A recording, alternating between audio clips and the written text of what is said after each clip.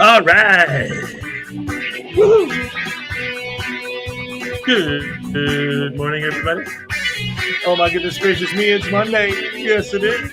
Oh, my dearie dear. We're back to the week. Yes, yes, yes, that's right, ladies and gentlemen. We're here. We're here and we are live. All right, all right, all right, all right. All right. Yes, yes, yes. Beautiful, wonderful, fantastic, amazing people here. As always, I love you guys. You're the best fans in the world. And yes, ladies and gentlemen, once again, I am joined by my beautiful, amazing, fantastic, wonderful co-host, the one, the only, the gorgeous Ray is. Oh, crap, I hit the wrong button. She's here. There she is. What's up, Ray? Ray.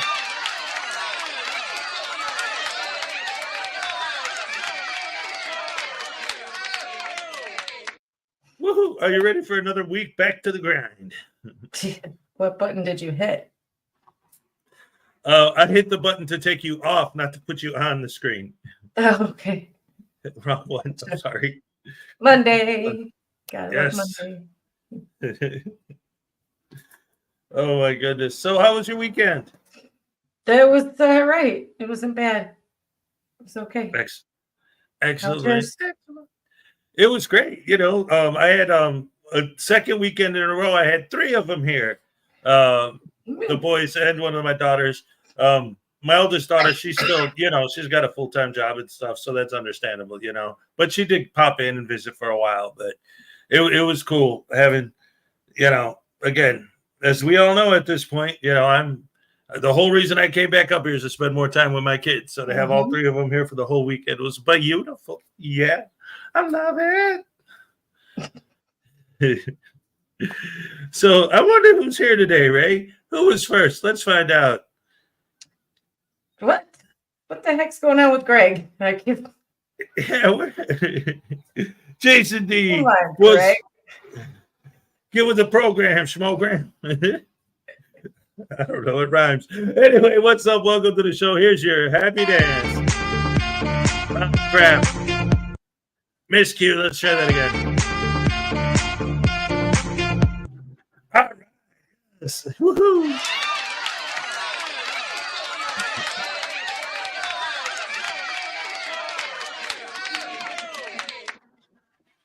Doc Lanou was number 2. Hey, I rhymed. It's true. All right, Jason D. Stocking has, like always. Oh, yes, indeed. Hey, you came here pretty quick to yourself, pal. All right. Greg Jonik is here. Well, Jason D., I got first 4, so the trial there. Trials. First for the trial. So there you go. All right. Woo-hoo. See, I can read sometimes. Cliff Hickson, evening all, evening to you, sir. Welcome to the show. Greg Jonik, Jason D., Cliff Hickson. Who else is here this morning? Oh, ladies and gentlemen, this guy's back. Yes. Hello, Earthlings. From P. Barnes II. Woo-hoo. What's up, buddy? Oh, and of course, we know this one. My tiny Chihuahua life. Good morning. What's up? Great to see you. Let's see who else. How about JCD, P. Barnes, Tiny Chihuahua, Cliff Extension. Ladies and gentlemen, boys and girls, women and children of all ages, we got a 16-month membership milestone from the one and only Ray. All right. Yes.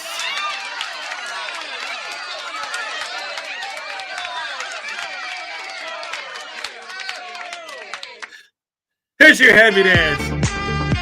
Damn it, sandwich sauce. What's with these miscues with the happy dance today? Let's get it again. All right. Yes. Woohoo.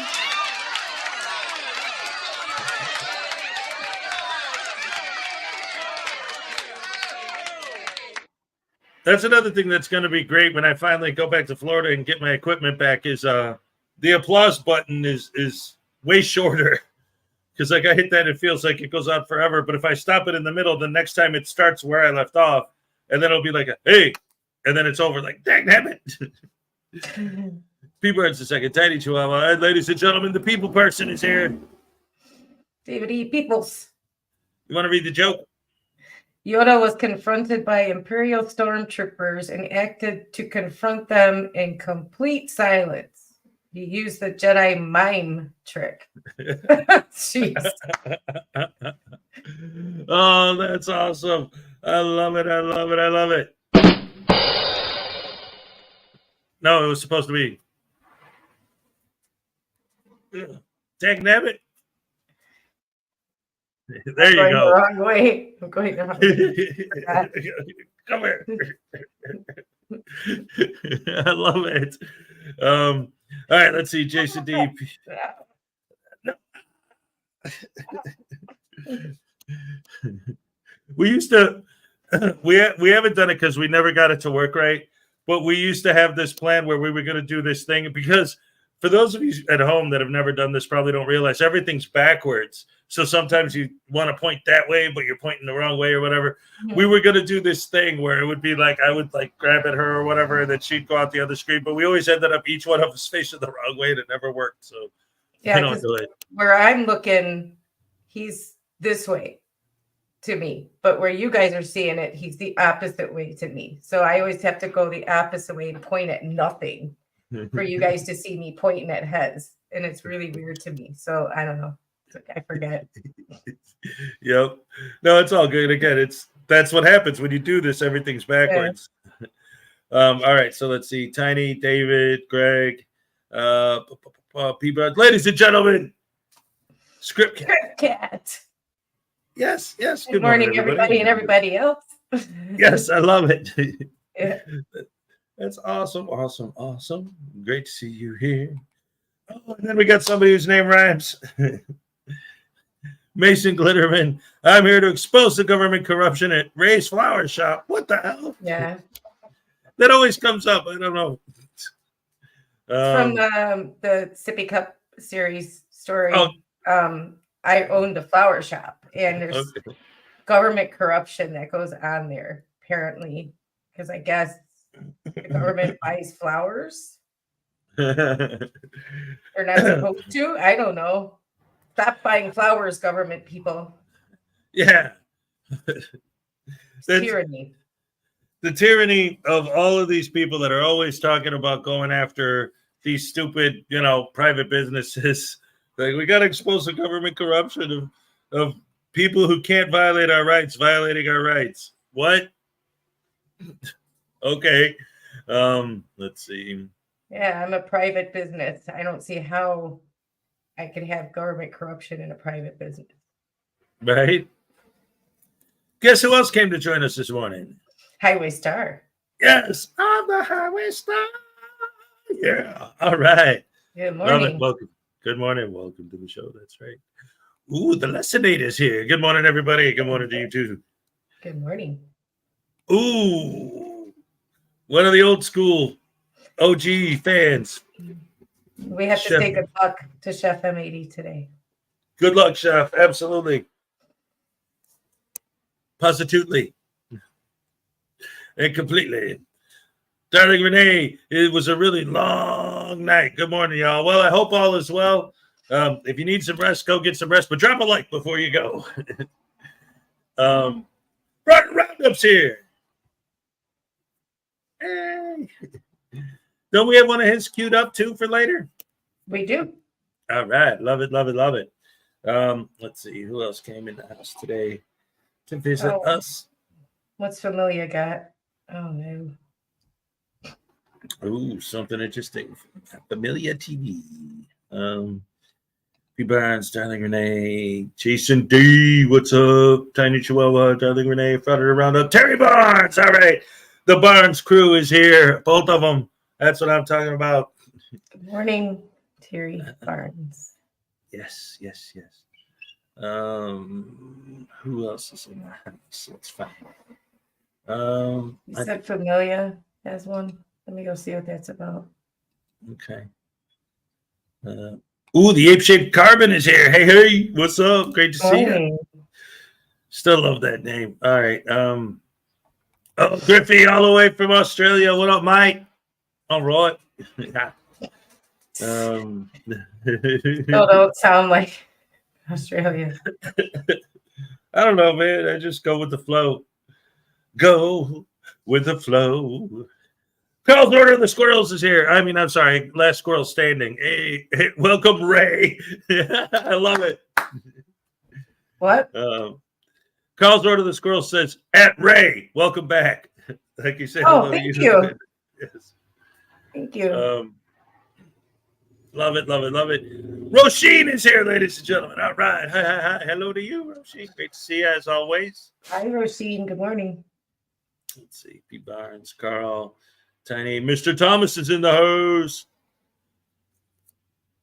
Good morning, Hez and Ray. Have you heard that policy doesn't matter to Georgia Transparency, just like the app roller doesn't?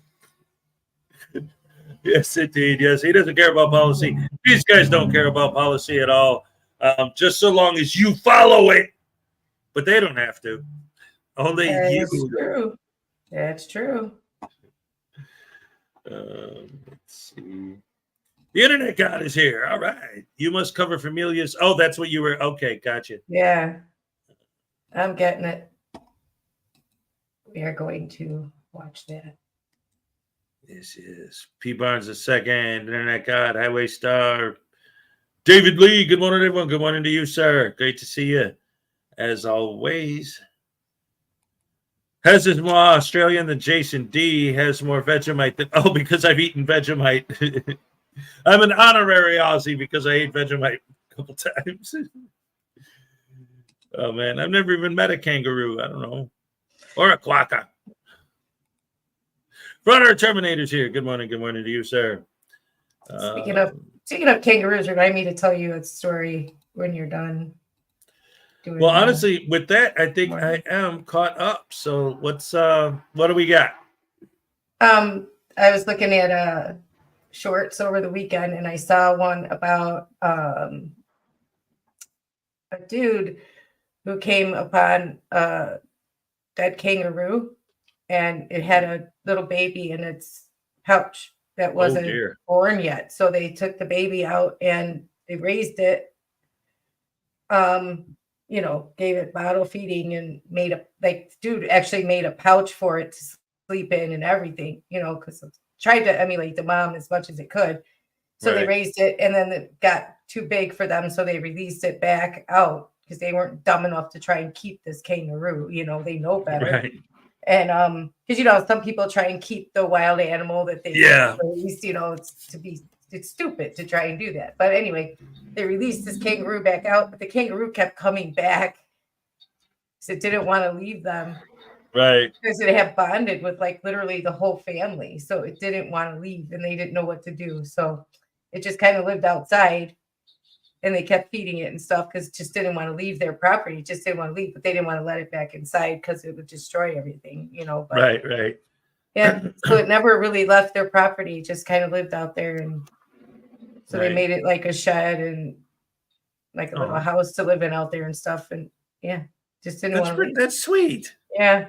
And that's the thing too. There are a lot of animals that are, and that's one of the reasons why the pets we have became pets, right? There are a lot of animals that are social animals, they just naturally are. Kangaroos are not though. And that's the thing is they don't normally bond with people. So, but it was raised from literally not even being ready to be born yet to adulthood. So it's only ever knew people, you know, so it didn't want to go out to the wild. It wanted to stay with them. So it kept coming back. They would take it really far away and it would come back it was like a cat or a dog that knew how to get back. So it was it was very sweet. I thought it was very sweet, but so that's kind of a good story. That's a sweet story. We love animal stories. I love animals. Oh man, so much. We used to, when I was a kid, my whole life, we always had a dog in the house. And when I was little, the first dog that I had in my life, I remember we used to let her out every night. We would let her out the front door. Every night we'd let her out, and every morning she'd come home. And everyone in the neighborhood knew her. And people would hang out with her and pet her and feed her, and she'd play with the kids. She was the neighborhood dog, and everybody loved her. And nobody had a problem. But like you said, we have no idea how far she roamed or where she went or what, but she always came back and she was always fine, Yeah, see, I can't let Leo out. He'll be gone, and we won't see him for a month. The cat scares the crap out of us, so I'm not gonna let him out. But right. Well, I mean, it was the 70s, things were different back then. Yeah. He just doesn't want to come back. He likes being out too much. Oops. There we go. Hey, Kingston 2000. Good morning. Oh, that's everybody. That's Alias. That's right. Good morning, Kingston. Good to see you. Yes. Yeah. Yeah. Me too. I love animals, all of them. Really? I even like snakes. You can leave the spiders out, but I like snakes. That's funny. That's funny because there's this game. I forget the name. Oh, it's called Heads Up. And when the kids were here, we were playing it yesterday. And like you take your phone and like you hold your phone up to your head, and then it shows them something, and you have to guess what it's showing them. And it was showing different words.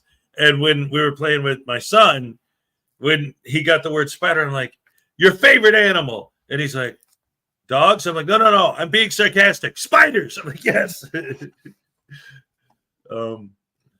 I don't know. It takes a special breed to like spiders and keep them in their home in the tanks and stuff. Oh, yeah. I'd always be like, what if the tank is open? I'd be constantly like, is the tank closed? Is it in there? I'd be right. Get ADD about checking the lid. Yeah. Right. Yeah, exactly. Good morning, Elweed Skidors. Good to see you. What's up? Yes.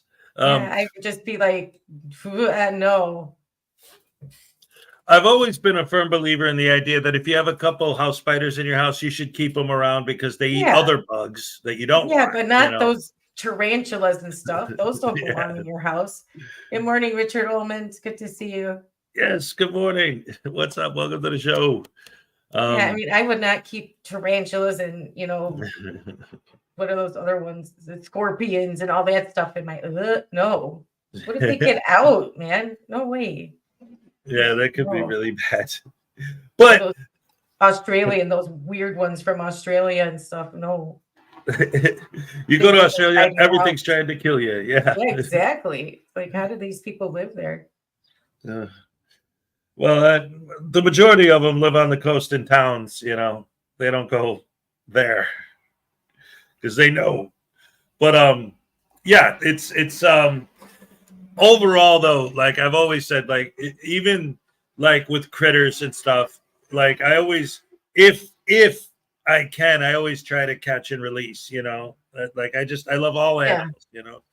Hez, you not feel safe in Australia with our snakes and spiders, and let's not forget the drop bears. Oh boy, yeah. Yeah. It's a one of lovely those place places to visit, but don't want to live there, right? Exactly. Yeah. Heck, just some of the critters I saw when I was in Florida were like, what the hell is that? I thought I only saw those in like movies. Oh God, when I first moved to Georgia, the cockroaches that are that long, they don't even fly. They're just that long. I'm like, what in the? I went to Chicago and I thought I saw all kinds of roaches that, but that was a new one on me, I'm like, yeah. And they're like, oh, those are everywhere down here. Don't worry about those. Like, good morning, Stir Stewie Griffin, keeper of the holy hand grenade. She looked at me and said, "Trust me with your words." I replied, "Dear, there's a spider in your bra." Why are you looking at? Oh, because there's a spider. That would work for me. Yeah. I'd be like, what? Right. I'll tell you what, though, that's a joke, but I think we've talked about this before. I've seen a lot of videos where like a woman will like maybe leave her gas thing open and a guy will pull up next to her, try to point at it, and she'll think he's trying to hit on her and get all mad. It's like, no, dude, I'm not being a jerk. It's open. Yeah, I just think that he's trying to follow her for some other reason and stuff. But you gotta think right in this day and age. Though there are a lot of men who are. Well, yeah. So I've never ever thought that a man was following me for like weird purposes. I've never thought that. I'd be like, "What's wrong? What did I do? Did I leave my phone on the top of the car or whatever?" I'm the opposite of most women. I'll be like, "What did I do? Why are you stopping me? What do I need to know? Yeah. What do I need to know? Is my tire flat? Because I've never thought a man was following me for that reason. But that's that reason, and I'm like, oh no, ew, what's wrong with you? One of the craziest things, because that line of that train of thought reminded me of a video I saw where a woman was driving and the hose from the gas pump was still in her car. But then that reminded me, the last time I drove up here, I saw that happen. Did you? I was at the gas station and a woman got done pumping her gas and she like went and paid while the pump was still in the car. They came out, got in the car and split and left with the pump in her car. And it just tore right out. Like I came out, I saw that. I turned right back around, went inside and said, yeah, someone just drove off with, and I don't know about what neighborhood I was in. I was in Georgia, but when I told the lady, hey, somebody drove off with the pump still attached to her car, the lady, I did not expect this reaction. Her reaction to me telling her that was, Henry, we got another one. I'm like, oh, shit. Wow. Hey, Yeah. Nightwolf. Good morning. Hey, It's good Nightwolf, to what's see you, up? Nightwolf. And hey, Ron Klotzer. Good to see you. Hey, all right. The middle of the Mojave Desert. All right. Yeah. And wow. Oh, Yeah. Hey, we got another one. yeah. How I did many not. people? Right. I've known of people that did that, like seeing how where I lived, I knew of people who would go and let's say not pay for their gas. And then they would feel like they were going to get caught and they would just take off with the pump. Hurry. Right. And I've seen signs on gas pumps that said, if you do that, it's a $200 fine. Right. But I've never actually saw anybody do it. Yeah. I was like, with it hanging out of there, Yeah. And it was great because, like I said, I'm walking out because, like she was like a couple people ahead of me in line. So I saw her pay for her gas and then walk back out. And then as I'm walking out of the gas station, I see her just walk out, get in her car, leave, and rip. And she just kept driving. And I'm like I said, just immediately turn around, go back in. Somebody drove up and then like, oh, yeah, like this just happens all the time. They were like, damn it, not another one. Like, oh, boy, that's way too common, I guess. I saw a guy do that in our transport depot. The funny thing is the same guy did it about a month earlier. Oh, crap. Jeez. Where's his head at? I mean, I don't. Are we going to have to go back to full serve gas stations again? Oh, Oregon just got away from that where it was law that you could not pump your own gas. All right. So finally they passed a law, like they got rid of that law. Now you can pump your own gas. So I hope that don't make them go back to that. It was so annoying. We didn't even know about that law when we first moved here, and we tried to get out and pump our own gas and nearly got like punched out for it. Wow. Yeah. Guy was That's like, crazy. what are you doing? What are you doing? Yeah, no, you can't do that. And we're like, do what? What are we doing? We didn't understand that we couldn't pump our own gas. I mean, why can't we're adults? Why can't we pump our own gas? It's like, what the hell are you screaming about, dude? That's wild. Yeah. Like I would never even that. I guarantee you that would happen to me because I would have never even thought of it. Like out here, pumping your own gas doesn't even exist. It's not a thing. Right. It's like, what are you talking about? We can't pump. We're adults. We know how to do this, Yeah. Nope, we have to. It's a law. I'm like, are you effing with me because you want to pump the gas so we pay you more? Or I thought that at first. And so I looked it up really quick and it was law. It's law. But then they changed it. So now we can be adults and pump our own gas. Right. But I could say, right. But I could see that like if like, me, I've never heard of that. Somebody saying I need to put like, why? So you could put more than I want and I have to pay you extra, right? Like think they're trying to scam me. Right. That's what I thought. So now you can pump your own, but the self-serve is sticking around because there's so many people that don't know how to pump their own gas here. Because it's never been a thing. Wow. Because they were born when it was never a thing, and so they've never learned. It's like you stick it in. You pull the nozzle and it stop when it's full. Wow. Morning, Donna Ray. Morning. Great to see you. Good morning, Jed Hez and Ray. Lurking while working. Ooh, we love our lurkers. Yes. All right. Matter, you're here. That's right. Yeah. And we were very shocked by that. We're like, it's a law? What the hell? Why? Never figure out why it was such a law as you can't pump your own gas, but maybe that's why. People were very irresponsible with how they pump their gas or breaking the pumps and stuff like that. Yeah. Oh boy. Is it warm there? Right now it's 51. Get your windows open Oh, you can hear the cars go by? I probably need to close them then. I'm sorry. No, it's okay. I just wondered how warm it was there. Yeah, no, it's nice and cool, at least for now. We'll see as the day goes on and the sun comes out more, if the temperature jumps. But yeah, right now it's not bad. That's the one thing I'm going to have to get some rains on, though, because my son is always hot. He's like, Dad, turn on the air. Dad, turn on the air. Dad, turn on the air. I'm like, son, pay my electric bill. Son, pay my electric bill. Like, no, I'm not going to turn on the air unless it's actually hot. You know how parents are like, do you have McDonald's money? Do you have air conditioning money? You say, right. Yeah. Christy McFarland, good morning. Yes. Good morning. Good to see you. Absolutely, positively. So yeah, that's what you should say. Do you have air conditioning money? Yeah. No? Okay then. Right. Utilities are, prices went up just as much as anything else did. I mean, I've told you what my light bill is. Yeah. Which also includes the heat and, Right. Yeah. But that's the other thing. Nowadays, literally everything's going up. Ugh. And it's crazy because it's been hitting everybody, including me, and all that. But since I've been back here and I've been doing all the shopping myself, I've been seeing it a lot more, like realizing, like, wow, everything's freaking expensive now. Yeah.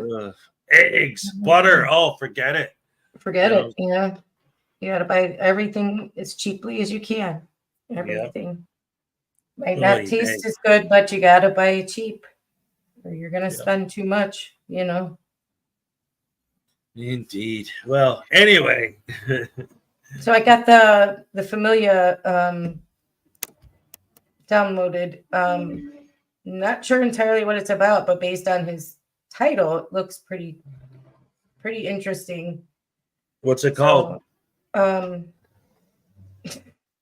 don't remember anymore. So something interesting. Yes, it's very interesting. So, well, here's the nightcap. Oh, oops. Oh, he's coming in with a interesting. Good morning or good afternoon or evening where you are. Right. Yeah. Hello, nightcap. Well, maybe he means lick, like when you're in a fight and you get licked. Like if you get beat, they call it getting licked in the 1950s. Yeah, maybe, but I don't think so. Yeah, because he already had his nightcap. Yeah, because you got to remember it's nighttime over there, so who knows what they've been doing all day. All right, let me upload this video. Yes, we might as well start there since we're talking about it.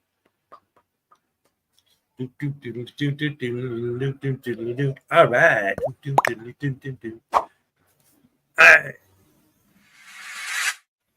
All right, everyone. Hello, and welcome back to the channel. All right, now, so here's a video that Bitch Boy Cordova put out yesterday and had the audacity to title the video, Wannabe Auditor Goes Postal and Cop Shoots Hero. Now, I truly found that very amusing the way he put wannabe auditor, because that's all of them. Okay, they all want to be somebody important. Okay, Cordova, I think we can tell by now that he went into this bullcrap to be social media famous. Okay, as well as to make some quick, easy money. I've seen the videos, and I think most of you have too, where he has mentioned that he has taken out a mortgage on his home so that he can continue to do what he does. You tell me how stupid that shit is. Okay, so the video deals with this individual, Ronald Troike, who woke up one day and his agenda for that day was to go out there and kill as many police officers as he could. Think about that one.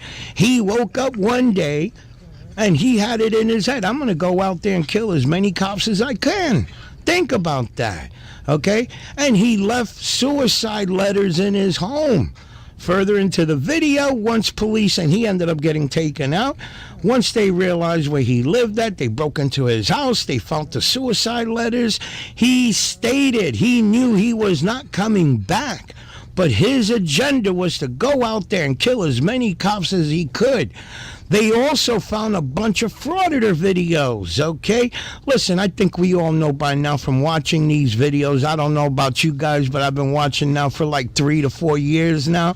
And let me tell you guys, in my opinion, These guys are turning people on a daily, okay? They're turning people against law enforcement officers, against our government, okay? These knuckleheads who say they're in this to make change, nah, I don't see it, okay? I see what they're doing is causing chaos. They hate authority.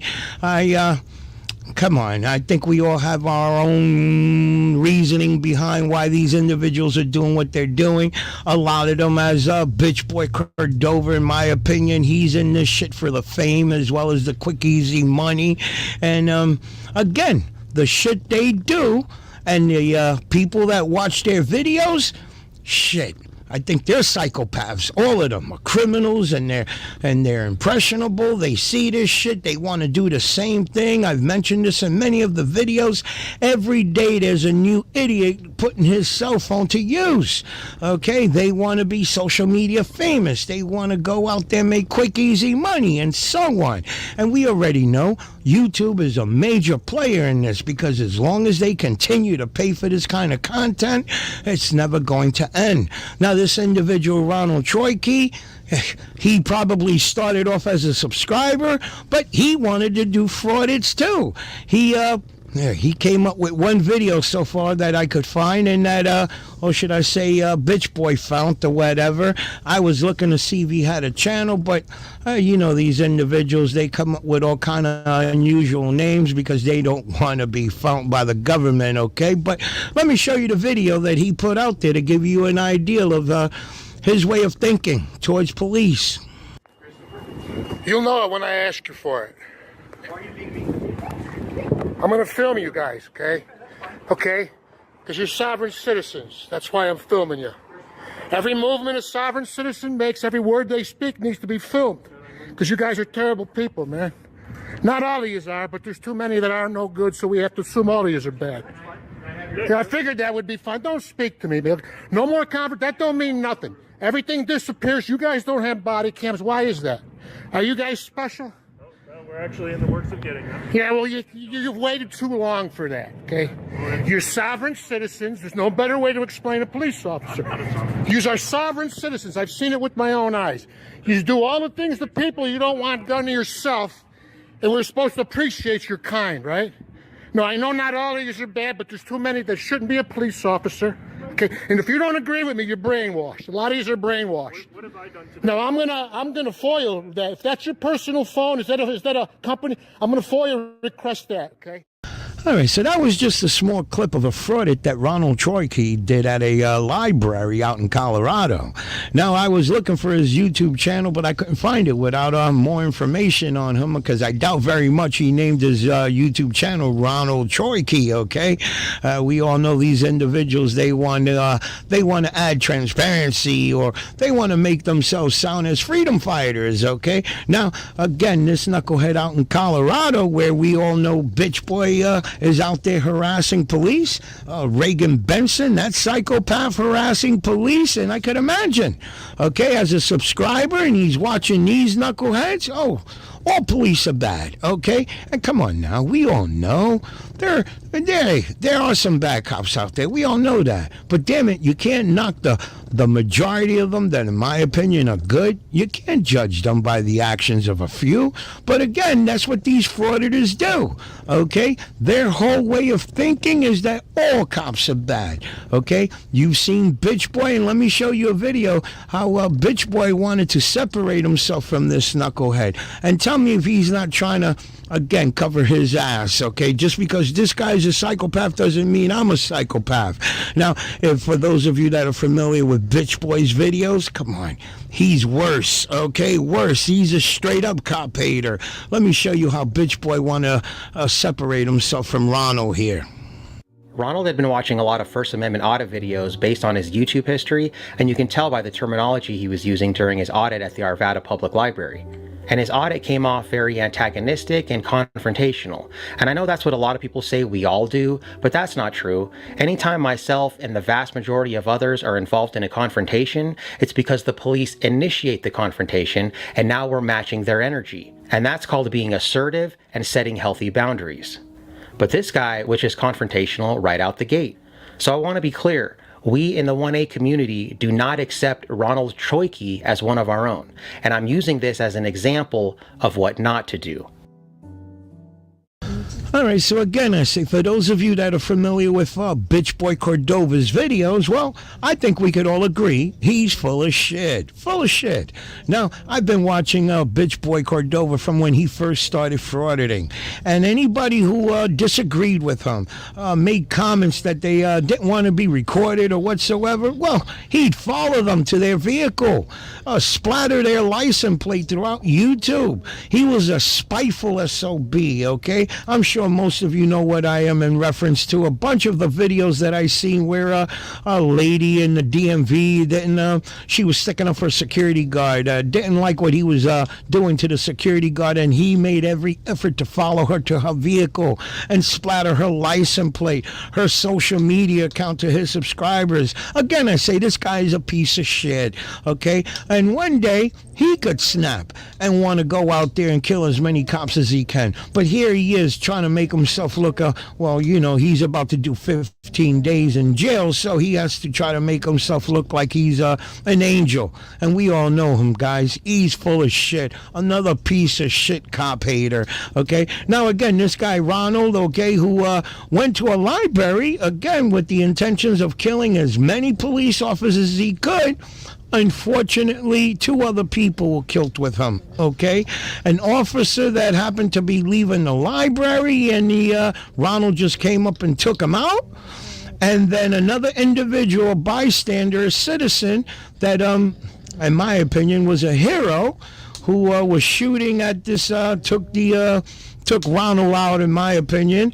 And then police arriving at the scene didn't know whether the hero here was a good guy or a bad guy, and took him out, okay? Big story, which you'll see in the video coming up now. And Bitch Boy Cordova, the officer who took the hero out, not knowing, okay? I'm not going to blame that cop, okay? You being an officer and you're going to a scene where there are people shooting out, you don't know who the good guy or the bad guy is. And unfortunately, the hero, he had a weapon in his hand. The officer did what he did, okay? And Bitch Boy over here trying to make him seem as, that's where he added there in his title of the video there that the officer shot the hero or whatever, trying to make the cop. Again, this shows you how much of a cop hater he is, okay? But let me know your thoughts on the video, guys. I'm going to let you watch the entire video with no commentary. And again, I say, give me your thoughts on it, guys. All right, but before we get into that, I don't know, because we didn't watch this ahead of time. I don't know if it actually shows any of the, I don't know if I want to go that far and actually have if there's people unalived in this. I don't necessarily want to. What do you think? I don't think he would show that, would he? I don't know. We didn't watch it ahead, so I don't know. But why would he show that on his channel? I don't think he would. Well, even before we get back to it, though, what do you think of the story so far? This is crazy, right? Yeah. Wow. Like, Donna says it doesn't. Okay. All right. Well, then we can finish watching it. But in the meantime, before we get to that, like, what an insane situation. Like, the guy tries to help. And, like, I could see that. Like, oh, there's people shooting, so they take out the guy. But it turns out that it was the wrong guy. Like, how do you spread oh man, it's nuts. But the whole idea in general of like somebody who hates cops watching these Frauditor videos and getting them all worked up and hyped up to where he's, I'm actually going to go out there and start taking them out. Like, but what have we been saying? It's what we've been saying. Like, they are not, like he said, they're not making change. They're inciting violence. We've been saying this all along. They're just, there's no change happening. That's what we've been saying. They're making rules stricter. They're inciting people to go out and be more violent.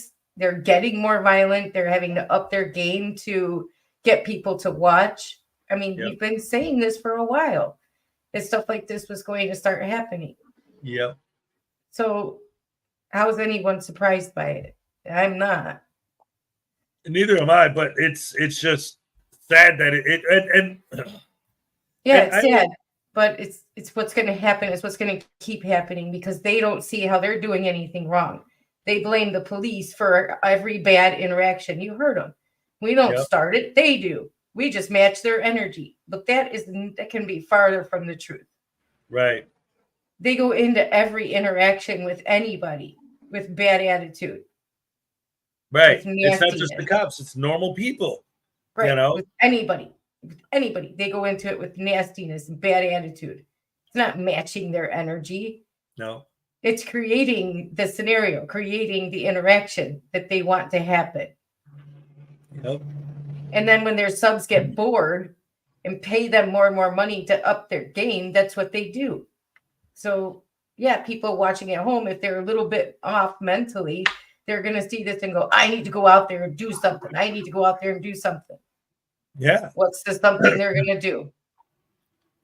Well, that's it. And how many times have I said, first of all, with the filming people's private information, oh, I'm not trying to film that. Right. But if you get somebody, once you release it on YouTube and it's global, and you get somebody who is trying to do that, they don't even have to do the work. They just watch your videos and then pause it and then zoom in and then get the information, and then they can do their identity theft or whatever. And once word gets around, hey, this particular place that we audit all the time, if you're holding your camera, we'll let you just walk in and do whatever you want. Oh, well, I want to do something bad, so I'll just hold up my camera and then I can walk in and do whatever I want. It's like they're just opening the door for more crime, more violence, and the violence has been escalating. Like, I always expected violence from the California crew and from the New York crew, well, especially the New York crew. But now, like with Impact Media and Lizard Media and these guys, like when they bash that dude's head open, and you know, almost every video they end up pepper spraying somebody. It's like, come on, you know, like I wake up in the morning and I gotta mail something. So I'm going to walk to the post office. I don't expect my day to be ended with me getting pepper sprayed and having to call an ambulance and somebody and all this not because some idiot wanted to film me. And I had the audacity to ask him, please not to film me. Oh, how dare I? And now this. Oh, well, let's just go get rid of cops. Just do it. Like, no, right. And here's like Captain Happy has a point here when they say that they're just matching energy. You know, what energy are they matching? Yelling at an old lady, you know? Yep. Really, when she doesn't do anything. Yeah. And all somebody else does is ask not to be filmed, you know, or standing in a post office asking them, you know, what are you doing? Just a simple, what are you doing? And they come off with, what do you think I'm doing? Yeah. What does it look like I'm doing? Yeah. That's matching their energy? No. No, it's not. They asked you a simple question. You can't give them a simple answer. Yeah. You know, yeah, but YouTube's part of the blame, Donna, but they are the ones responsible for going out and doing it. They have a choice not to do it. YouTube isn't twisting their arm to do this. YouTube monetizes them, yeah, but they have a choice to not go out and act this way, to not go out and do this to people. Right. They don't have to do this. Nobody is twisting their arm. Exactly. Ugh. They're personally responsible for what they do. I mean, we can sit and blame YouTube. We can sit and blame, you know, their parents. We can sit and blame everything we want. But at the end of the day, they are responsible for what they do. Right. And that's always been a big part of the argument is the fact that none of these people, from them to soft sets to whatever, they're all people who don't want to take responsibility for their actions. Blame everybody else. Oh, it's the cops. Oh, it's the Karens. Oh, it's the bootlickers. Oh, it's the Darrens. Oh, it's the snowflakes. But it's never you being an asshole. It's everyone else. Mm-hmm. Right. Yeah. I believe YouTube should not monetize them. I believe they shouldn't give them a platform. Because then they wouldn't have anywhere. Then they would just go to Rumble. They would just go somewhere else to do it. You know, it's not even the platform. It's the fact that somebody is going to give them a platform. They're still going to be able to do it. Right. So at the end of the day, it's them deciding to go out and be like this. Exactly. Yep. Because they have the criminal mentality. They have the mindset if they want to watch the world burn. So it doesn't matter who gives them a platform, they're still going to do it because somebody will give them a platform. Yep. Somebody will say, hey, come over here. I'll pay you to do this. I'll pay you. I don't care. We don't care. Yeah. Yeah. I mean, I can't argue that because you're right. You know, just further reiterate that that's exactly it. You know, unfortunately, these scumbags are going to scum. Yeah. Sandra, you want to watch it's just the way it is. Yeah, it's unfortunate, but it's the way it is. I just don't see a way that they're going to stop doing it because somebody's going to allow them to. Right. But yeah, let's finish this. All right, let's get back into it. Yeah. Here we go. The event takes place here in the Old Town Arvada neighborhood. At approximately 1:17 p.m., a teenager calls 911 about a suspicious person near the Arvada library who was making, quote, weird noises and showed them a condom. And the person in question was described as a white male in his 40s to early 50s. This is when Officer Gordon Beasley was dispatched at 1:30 p.m. and began patrolling the area around Old Town Square, searching for the man a minute later at 1:31 p.m. In the Town Square Professional Building located here, diagonally from the library, were 3 other officers, Officer Brownlow, Haw, and Boom. They were there for an unrelated reason, catching on some paperwork in a police administrative office, and were not wearing their standard police uniform, just a polo shirt with fabric badges and shorts. But all 3 officers were still equipped with a handgun and standard duty belt. 4 minutes later, at approximately 1:35 p.m., 40-year-old Johnny Hurley was walking into the Army-Navy surplus store, ready to shop that's located here across the library.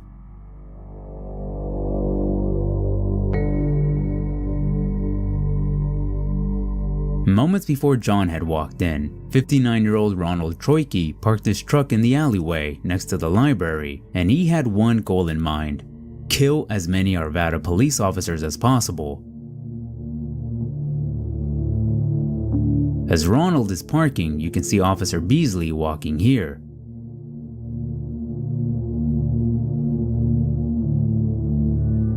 Immediately after Ronald puts his truck in park, he exits out of his vehicle and runs towards Officer Beasley, equipped with a 12-gauge semi-automatic shotgun. He yells out, "Hey!" at Beasley, grabbing his attention, and fires at the officer 2 times as he turns around. He then fires at nearby police cars. The 3 officers heard the sounds and couldn't figure out exactly what it was. They didn't receive anything via radio, nor did they check the surveillance video, so they assumed the sounds were either coming from maintenance inside the building or someone banging on the door located on the east side, and this was more of a logical answer as this was a common occurrence. Officer Boom headed to the back door to see if someone was knocking, and this is when he saw Ronald near the dumpsters holding a weapon. He saw Ronald through the door window and realized that the sounds they heard were gunshots. He thought about confronting Ronald, but he knew his soft armor and the door wouldn't be enough to protect him from Ronald's weapon. He was worried that he was seen by Ronald as he was glancing at their direction, but he didn't. Ronald then turns around and began walking back to his truck.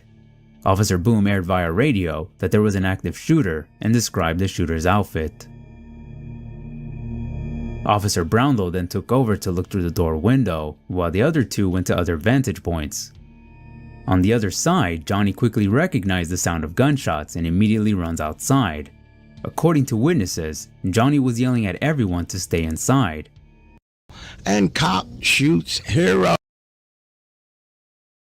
Crap, hammer sandwich sauce. I clicked the wrong button again. What a stinky situation. Oh boy. All right, I'm sorry about that. Well, we got Doug Lanu with $2. Unlike Georgia Transparency, I just got through auditing the treadmill. Oh my goodness gracious me. Here's your happy dance. All right. But this video we're watching, this is definitely not a happy story. Here's some applause for you, Doc, but not for this. Oh man, this is pretty heavy duty stuff, man. Like, I don't know. I think I found the correct spot. It might be. All right. I don't know. I mean, we know what happens. Do we still want to keep watching it? Because we know what happens. They all get shot. It's not up to me. It's up to chat. I don't know. Yeah, because I mean, oh man, what a horrible thing. He has cooties. Hey, Uncle Artie, what's up? Well, if for anyone who doesn't know, like I'll just say it because like we got it. We know what happened. So this guy who's a Frauditor fan watches all these Frauditor videos and decides that he's going to go out specifically with the intent, because he wrote a note about what he was going to do, specifically was going to go out and murder as many cops as he possibly could. So he goes out and he just starts shooting cops, and then a bystander who sees this guy shooting at the cops starts shooting at the guy, and then more cops show up. They hear there's a guy out there shooting all these cops. They see this dude shooting, so they shoot him. And what a horrible situation. Horrible. But I don't know. More than Leland squirrels. Hey, Leland, what's up? Great to see you. So I don't know. I think I kind of would like to maybe move on to another video, because we know what happens in that. I don't need to necessarily see it. It's one thing watching people, being douche canoes and making fun of them for it, but actually when people are dying, it gets pretty, I don't know, man. That's too much of a reality for you, Hez? Or well, no, but I mean, it's early in the morning. We're trying to have fun and have a happy, jokey show, and I don't know. I mean, I guess all right, we can, if they want to see it, we could play it. I don't know. That's why I said ask them. I'm not the judge or make the judgment for them if they want to still see it or not. All right, let me go into the comments and see what we're talking about. The whole story is horrible. Right, exactly. It's a horrible story. Let's see. David wants to watch it. No. Yes, finish. No. Yeah, we got 1, 2, 3. Yeah, we got a lot of no's. Cupcake Happy Dance in 18 minutes. That's a lot for early in the. That's what I'm saying. First thing in the morning, start your day with this. This is pretty brutal. It's long. No, yeah, a lot of people don't want to see it, so maybe we should just move on to the next thing. We know what happens. We heard the story, and we know that it's horrible. And again, the fact that, like, what's the connection with the Frauditors? Well, this guy specifically, he was one for a little bit, or tried a couple audits, and he specifically said in his note that he had all these Frauditor videos in his watch history. But again, just reiterating what you and I were saying earlier, like we've been saying from the beginning, these guys are just making more hate and spreading it through their videos. And sure enough, oh Lord. Oh man, I don't know. Where do you want to go next? You want to go with Lucid? Try to like clean the palate a little bit of the vicious. Oh, I guess that's a yes. All right, here we go, ladies and gentlemen. Lucid Dream.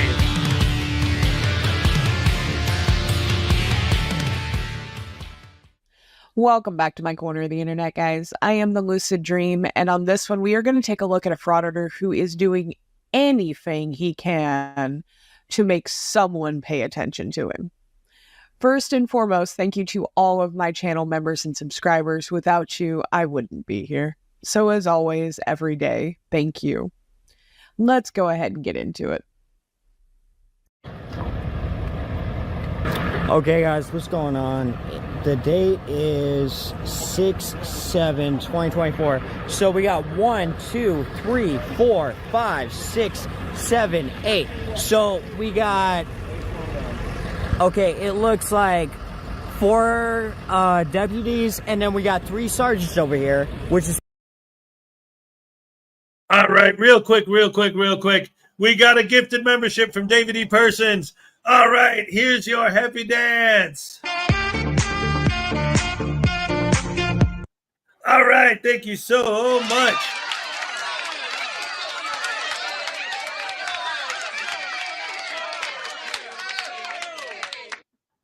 And also a quick reminder that this month we decided to bring back the monthly giveaways. So that gets your name entered into the giveaway for this month. Thank you so much. And also Graham was asking, yeah, he's here, was asking if they caught the original shooter. Well, he ended up, he's gone. They took him out. But it's just within all the chaos and the shooting and everything, the guy who shot him wasn't a cop. So he ended up getting shot by the cops. That's why the whole thing is just became like too much. But anyway, yes, he's gone. So yeah, anyway, back to the video, ladies and gentlemen. Oh my goodness gracious me, what a crazy situation. Yes, sir. Pretty pathetic.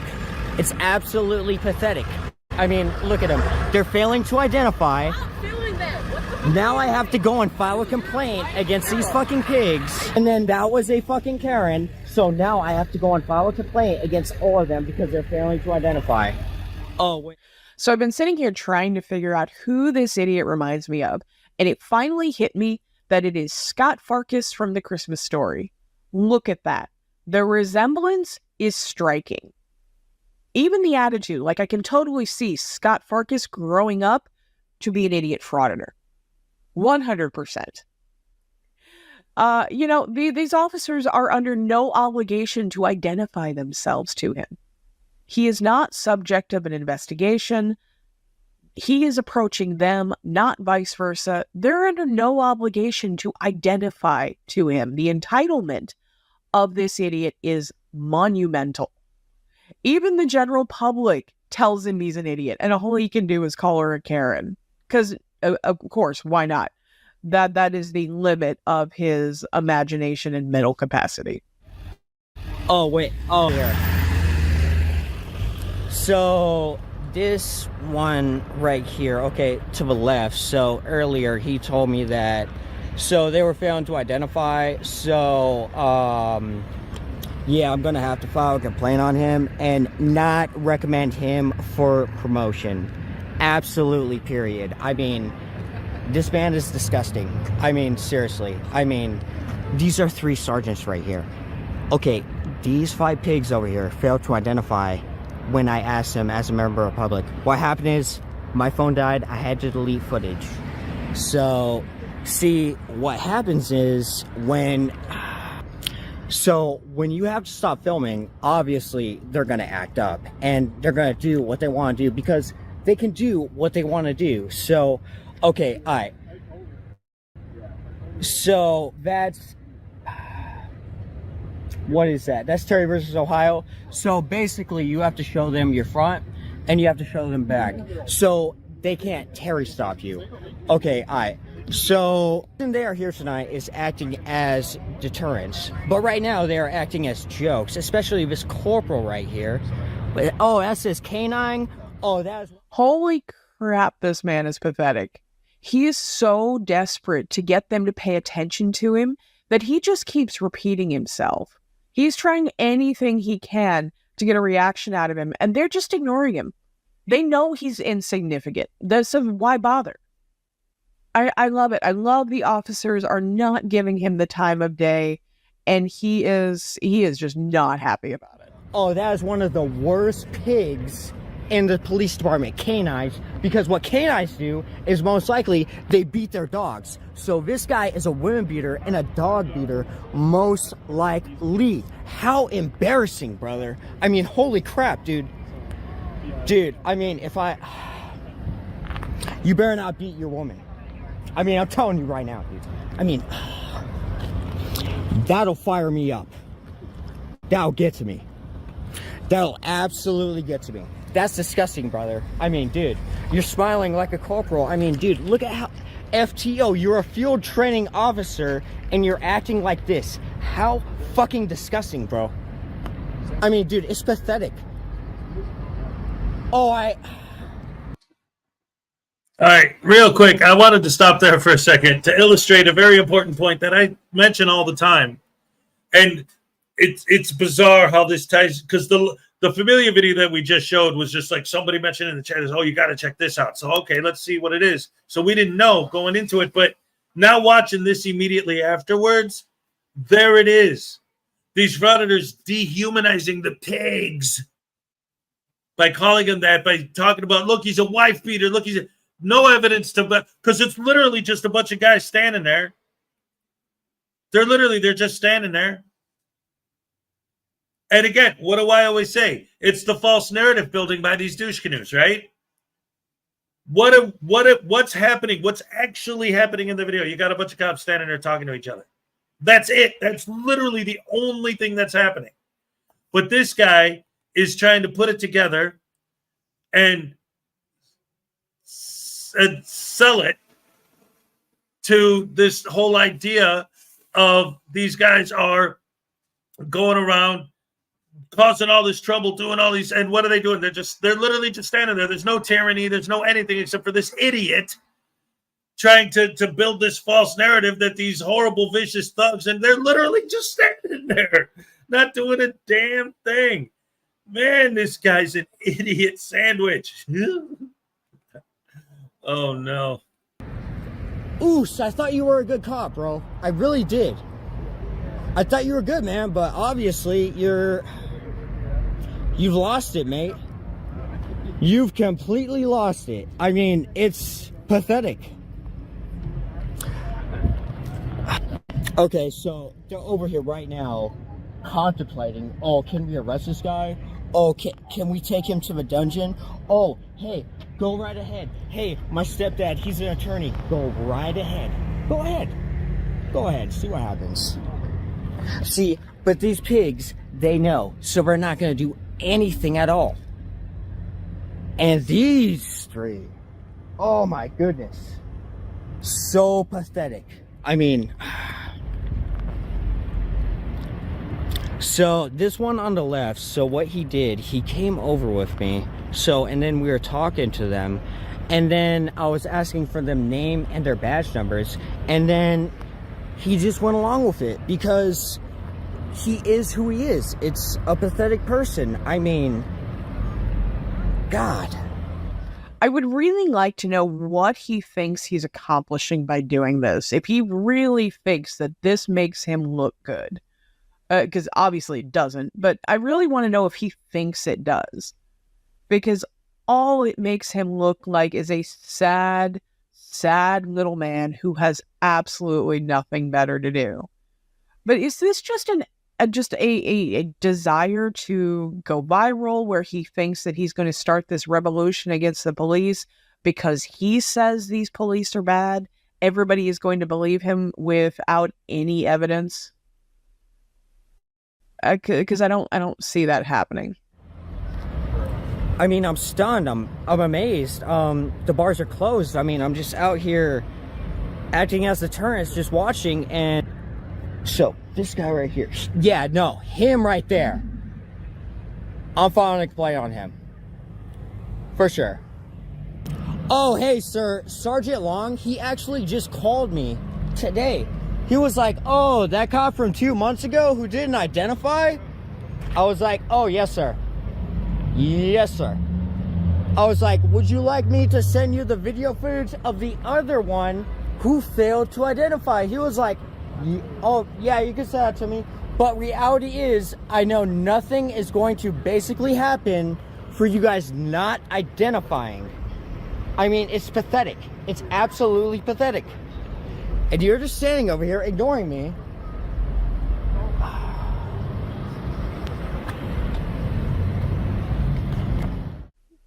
So he just starts making massively unfounded allegations out of nowhere, just starts pulling shit out of his ass because he has nothing else to say. Not a single thing. His only complaint with these officers is the fact they aren't playing his game. And he's mad about it, so he's gonna cry. That's it. Really, really, really beyond pathetic. This is, I think he calls himself Alaska Audit or something. It's a pretty small channel. And I imagine it's gonna stay this way because, yeah, he sucks. Massively sucks. Thank you so much for watching, guys. Please like, comment, subscribe. Let me know what you would like to see, and I will catch you on the next one. All right. Round of applause for the Lucid Dream.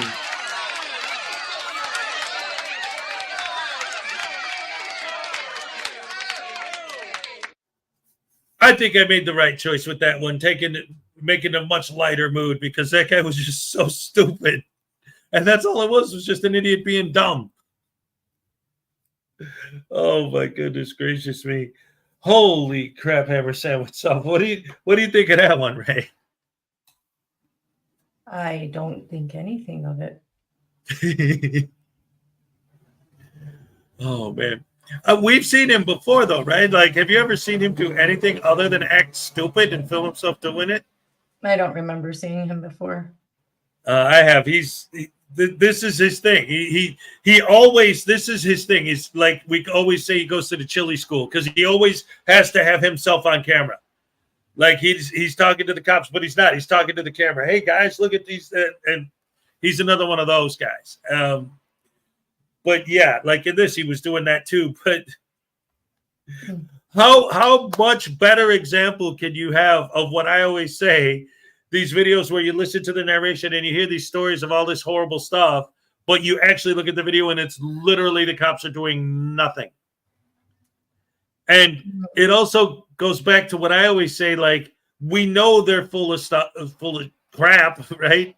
That they're lying and that they have no real end game, because if their end game is just ignore the guy with the camera, then how come they hoop and holler and have a fit if they actually ignore the guy with the camera? Right? Right. Oh, dear. All right. So what do you want to show next? What do you want to show next? I don't know. It's up to you. Oh, well, I mean, how about NCR? Okay. All right.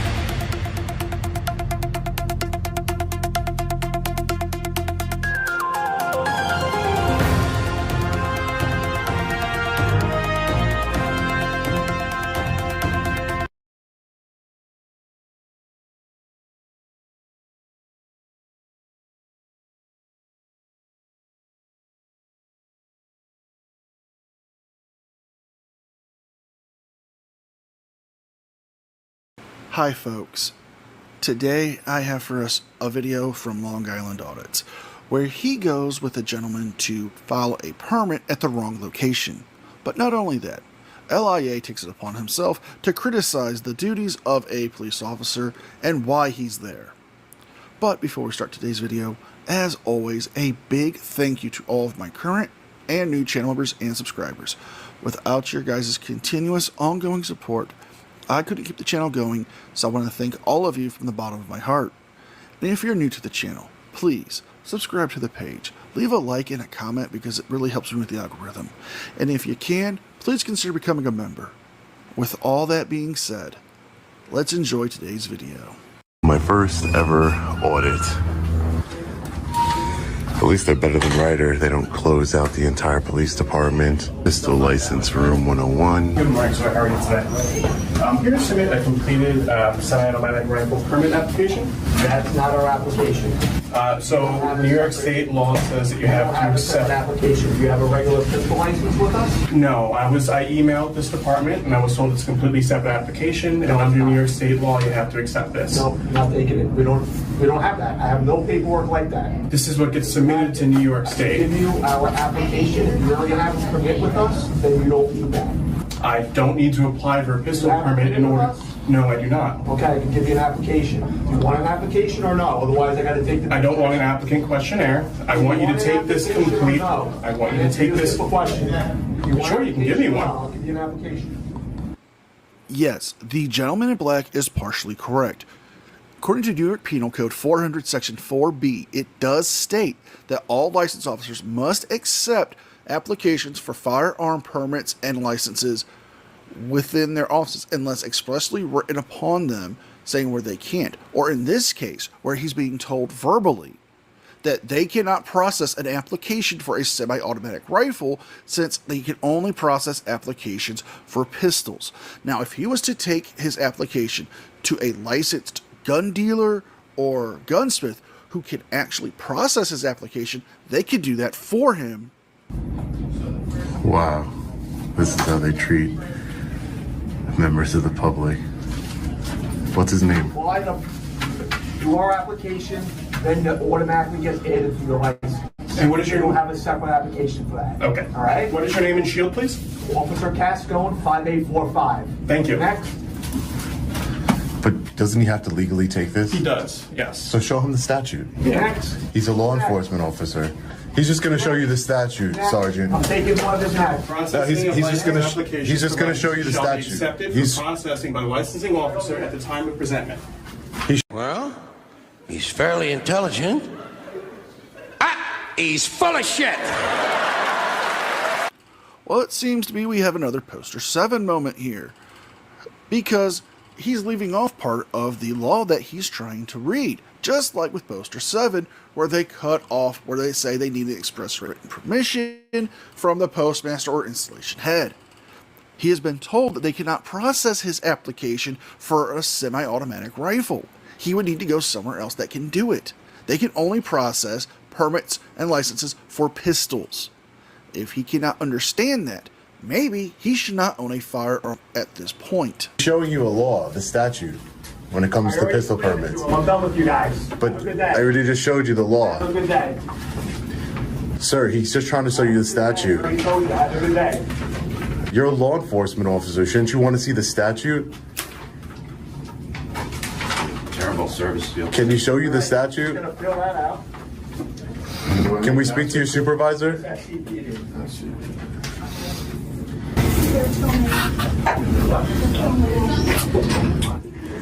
Terrible communication skills. Are you a supervisor, sir?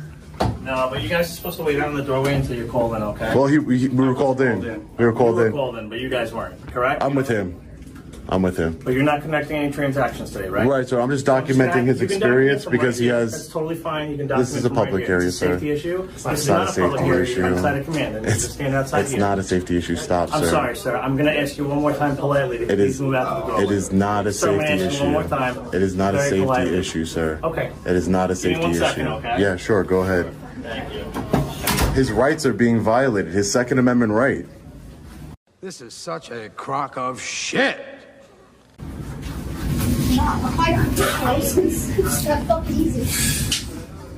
Wow. Did that lady just curse at us? Yes. That's public servants. Where's the statute? It's the law. I don't understand why he would want to see the law. Dude, I'm sorry. Well, he has terrible communication skills. That's the issue. No, I know, but he's also a fucking cop. So? Shouldn't they have better communication skills instead of getting angry? No, I would just, if someone else officer at the time of Not cops, because they can't handle it? I mean, they should be trained better. They should have better communication skills. Dude, I'm talking to him, not you.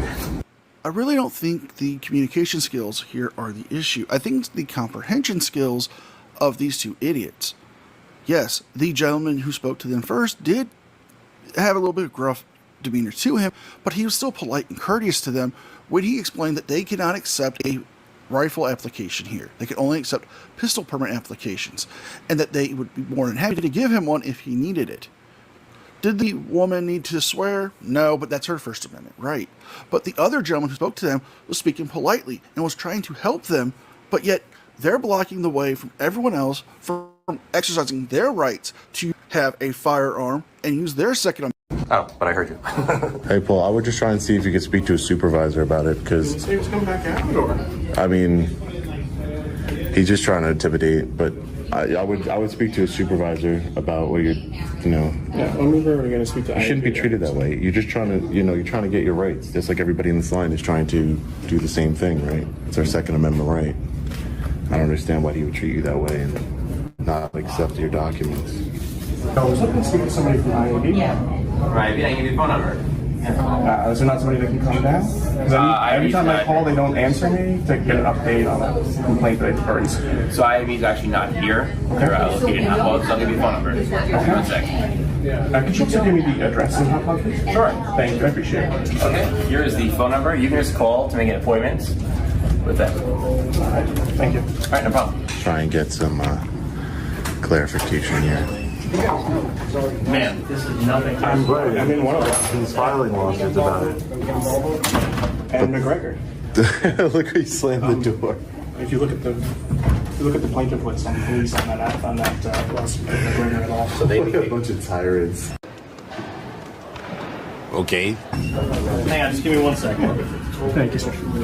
I will start over for a second. Is there something that you need help with? Yes. Yes, sir. So I have reached out to the Licensing Bureau for a semi-automatic rifle license.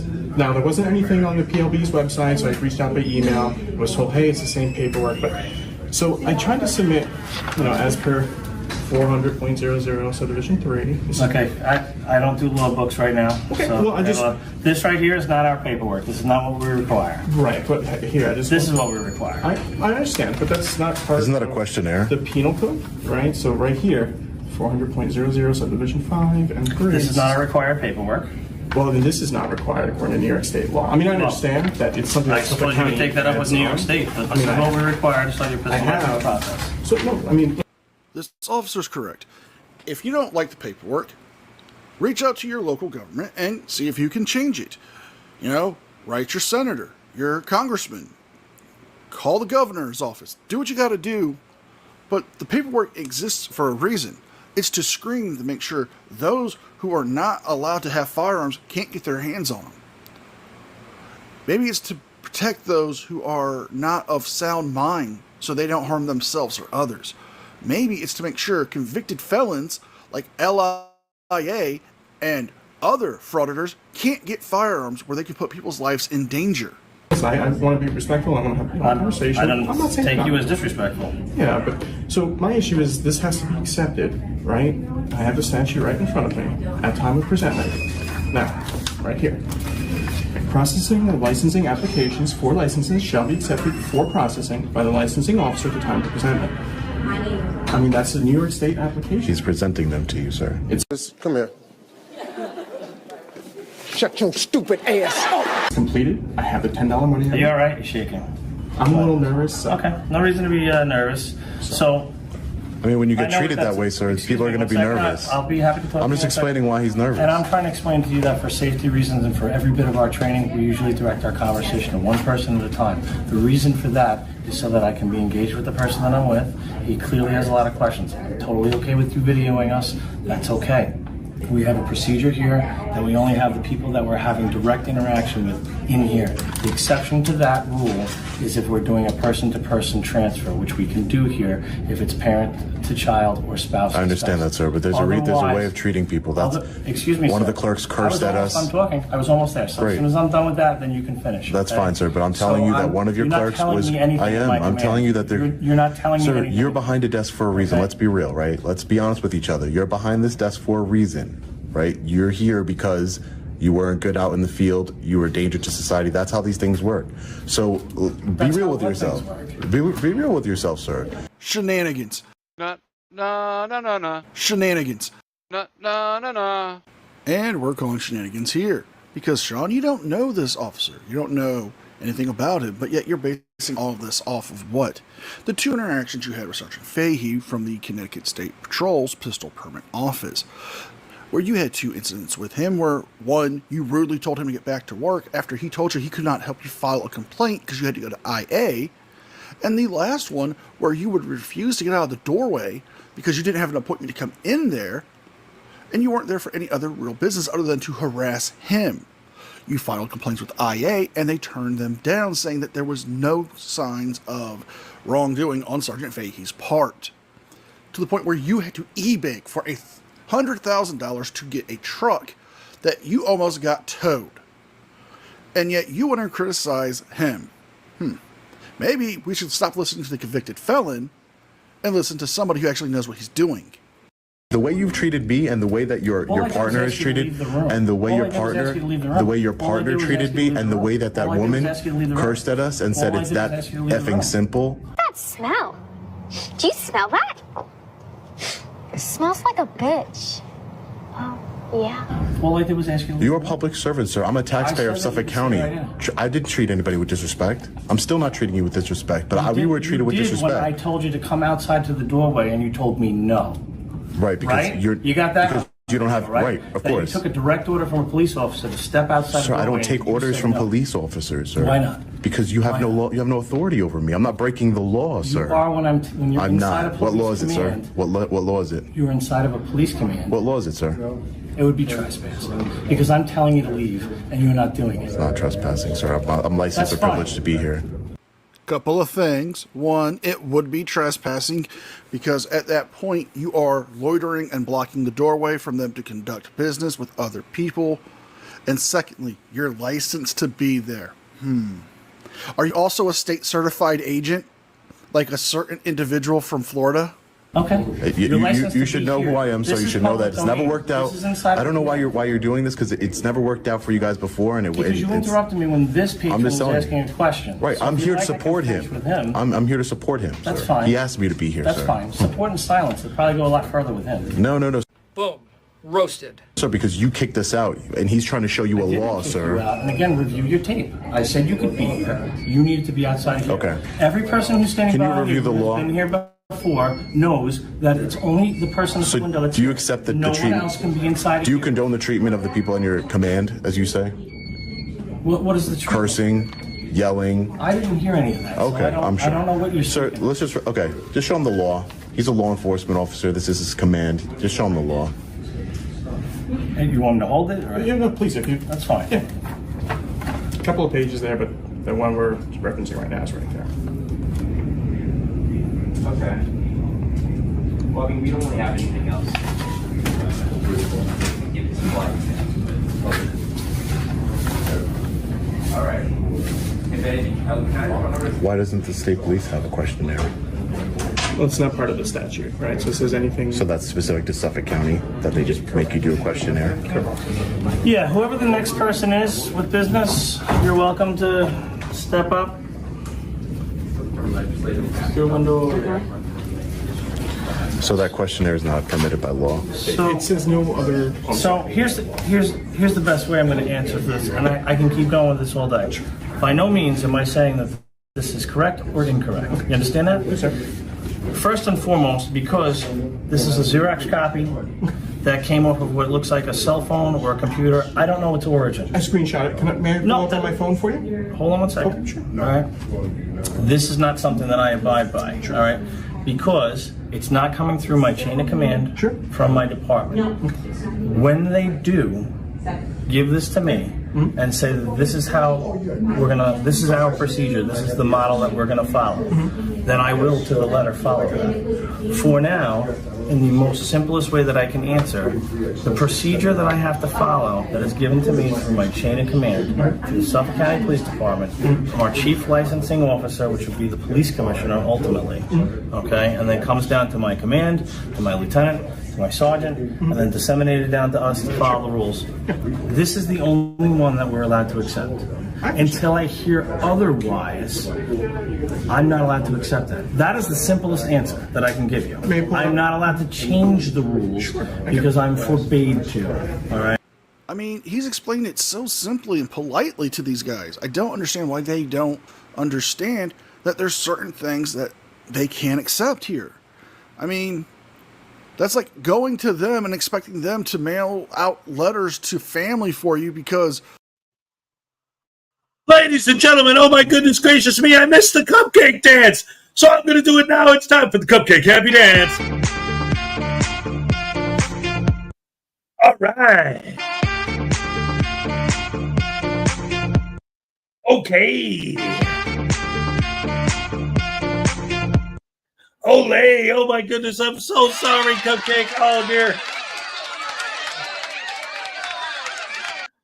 Oh man, I'm so sorry. Oh my goodness, I hate it when that happens. Oh, Cupcake, I hope you're still here. I love you. I'm sorry. Oh my goodness, I feel so bad now. Because usually, if I do miss it, it's by like a minute or two. It's been over 10, almost 15 minutes. I'm sorry, guys. All right. Anyway, let's get back to the video. I'm so sorry. Well, they're public servants. No. He can only process pistol applications. He can't process an application for a semi-automatic rifle. Now, if he gets the word from his bosses up above him and saying, hey, you guys can start processing these, great, go for it. But it sounds like my man here got some bad info from a website that probably hasn't been updated yet. And he could just go to his gun dealer, go to his gunsmith, and get them to process the application for him. I'm not allowed to. Can I pull it up directly on New York State's website for you? You can, but again, in case you didn't understand that, we have to follow things. We have to follow rules, rank, and file. So I am, and I'm sure you're going to love to hear this, I am the bottom. Okay? I follow orders from the top. The top tells me this is what I receive. I do this, I start your process, and I'm very happy to accept this from you today. All right? I can even give you some detailed direction on things like how you put your references, any prior arrests. I can tell you what's a deal killer, what's not. This stuff appears at face value to be very informative. Seems like a lot of things going on in here, all right? And a lot of these things we touch on, but the bottom line is that the procedure from my department is to answer on this. This is what you can show me all you want, but again, I am not the commanding officer. I am not the executive officer. Is there a commanding officer I can speak to? There is not. There'll be somebody back here. What's your position here, sir? So I'm a police officer. My name is Officer Wostenhoff. My shield is 2218. Do you see, officer, how it comes off as that's dangerous, that what you just said, that you just follow orders from command? He's showing you a law and you're saying, I don't follow the law, I follow orders from my chain of command or else I'll get in trouble. He's showing you a law from an official.gov website and you're saying, I only follow orders. That's scary as members of the public. I follow orders because that's what's kept me safe and alive, and all the people around me safe and alive since 2005. So would you follow any order? Would I follow any order? Any from order. Chain of command, if I found it to be reasonable. How about like they move over there and so that other people can do their business? Like can you move that? Are you the person that used profanity, ma'am? Are you there was somebody that used profanity? I'd just like to speak to a supervisor regarding that disrespect. Oh, but baby. Someone used profanity, ma'am. It's on video. Today? Yeah, today. Oh, I just got here. Okay. There was a woman working on that counter before you, and she used the F word in front of towards a member of the public. And as a taxpayer of Suffolk County, I think that's unacceptable to be treated that way. Okay. I don't use profanity on a day-to-day basis at all. No, I just wanted like move to. Whoever's next. I'm all the way to the side. Sure. Would it be all right if we just stepped over here? You can keep the camera face that way if you like. So I want to go back to just what you said for 1 second because I don't want you to think I ignored your question. As long as I believe it to be right and reasonable, and in the course of my duty, the answer is yes. I would follow any order that I was given. So, but he's showing you that this order that you're given is in violation of the law, sir. That's all. Again, we started off on the wrong foot, but I'm not. And all I'm saying, you can ask around here. I hope you understand that. I am not the person to overturn or change that. I'm not the guy. There's certainly people here. You can ask the people at the window. They will direct you there. Anybody you want. Who is in charge of pistol records? So pistol permits. Well, it's a chain of command. It right. Could be Sergeant but Bowen. There's somebody that's in charge of. Yeah, we have a sergeant. We have Sergeant Bowen. We have above him. Lieutenant. Pomerowski. And then there's a chain of command that goes upstairs. Right. After that. Inspectors. But the lieutenant would be directly in charge. Yeah, he's but is there somebody that runs? Okay. Yeah. That's all I needed to know. And I'm sorry it took me so long to find it. It's okay. 4B, New York Senate.gov, processing. It's the same as with paperwork, but processing license applications. 4 licenses shall be accepted for processing by the licensing officer at the time of presentment. So I'm here to present it. It's completed. I have the payment. And just like with poster 7, they're cutting off the exception part. It requires photographs 2x2. Again, this is what I'm required to take. Right, but Officer Westenhoff, I mean, you had said to me, right, that if I had showed you something that didn't look like it was, screenshotted on paper, which I'm pulling it up on the New York State. But that's not been authorized by my chain of command. I have to follow this. So do you understand that? I do. I understand that, but I mean, they're not authorizing you to follow the law. That's what's upsetting me. Only because I'm answering your question, and then you're following it up with another question. I'm going to give you the same answer again. I can't change this. Sure. I have no authority to change anything like that. None. And the people you would need to talk to wiggle that around, to move that, They're not available right now. Not because they're in another room, not because they're tasked somewhere else. They're not in today. Now, you're welcome to come back next week when they are here. If you're not satisfied with that, the window over here, public information, I'll be happy to direct you to any other person of authority, supervisory level, whatever you'd like in this building, come down and speak with you. I can give you phone numbers. Yeah, that's what I was going to ask you. Do you have a card? I don't get business cards, but I'll be happy to write down contact telephone number. Right. You can call and ask whatever questions you like, or you can schedule an appointment and perhaps maybe even have a meeting where you can get more thorough information. You've made it clear that you're going to follow your orders, not the law that you're looking at. That's fine. We want to, like you said, Again, we want to take it up with the people Again, that are giving you these orders. I have to do what's right and reasonable. Okay. Right. Well, as a police officer, you have to follow the law. And I'm giving orders through a chain of command. And you made that clear. And that's why I want to. We would just like to speak. You made that clear. We don't want to waste any more of your time.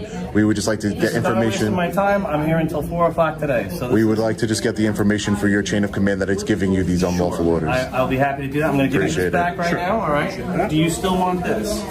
No, thank you. Would you like to fill this out today and submit this? And we're going to end the video here. The rest of the video is them getting the numbers for his commanding officers, them complaining that this was a violation of their Second Amendment rights, where they was shot as a convicted felon and lost the right to own a firearm. But yet, we see that this officer treated him and his friends with politeness, courteous, and was willing to go above and beyond to help him fill out that paperwork. Instead, they want to criticize the cops and make fun of them and, well, show their true colors as unsufferable pricks. So if you guys like this video, please like, share, and subscribe. Leave a thumbs up and a comment because it helps me with the algorithm. And if you can, please consider becoming a member. With all All right. So here's what I make of that, what we just saw.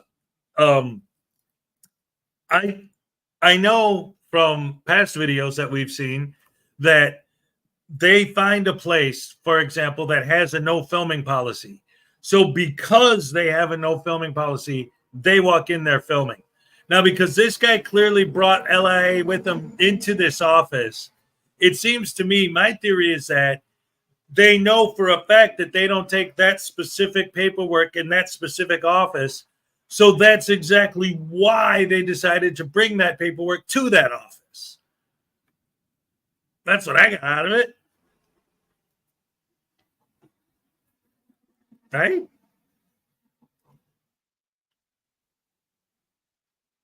I don't care what Long Island Audit has to say. He doesn't even know that it's not okay to strong arm rob someone. So I'm not going to look for him to interpret laws for me. Exactly. If there's anybody who doesn't know what they're talking about, it's got to be him, you know? Right.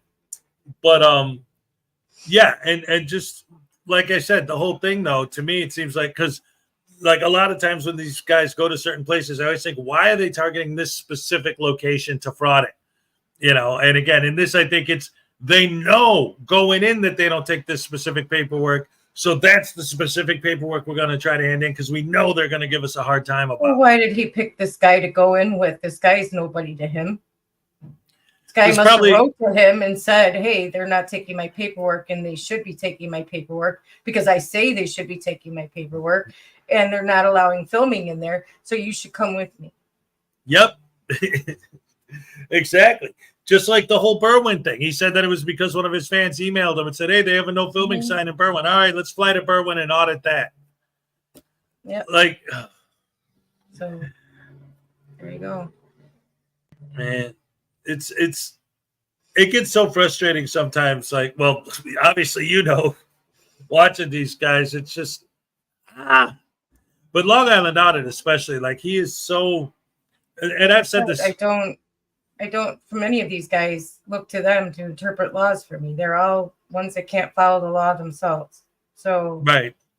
They all ended up in jail or prison for something. So why am I going to look to them to say, yep, they're correct on the law, and these cops and lawyers and everybody else they confront all the time are not?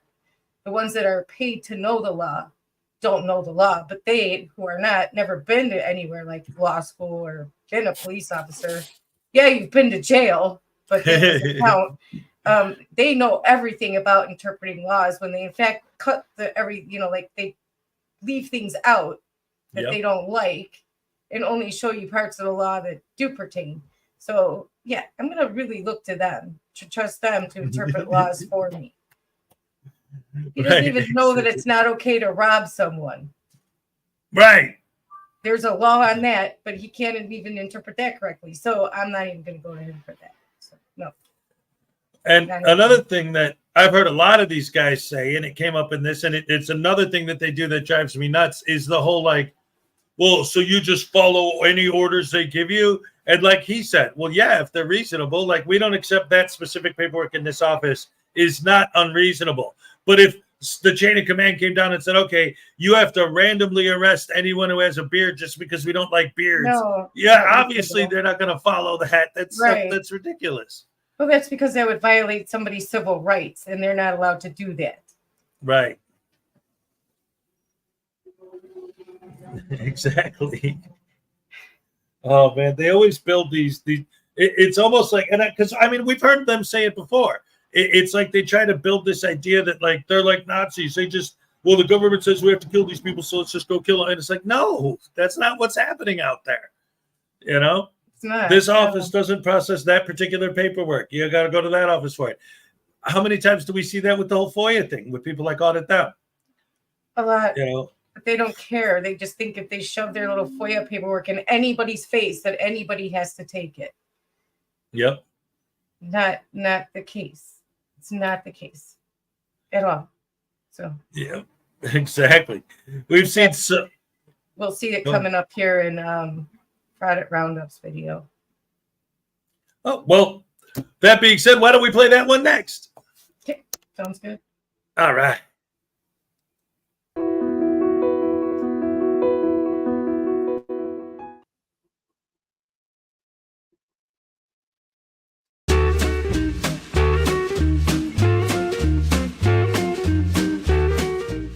That's right.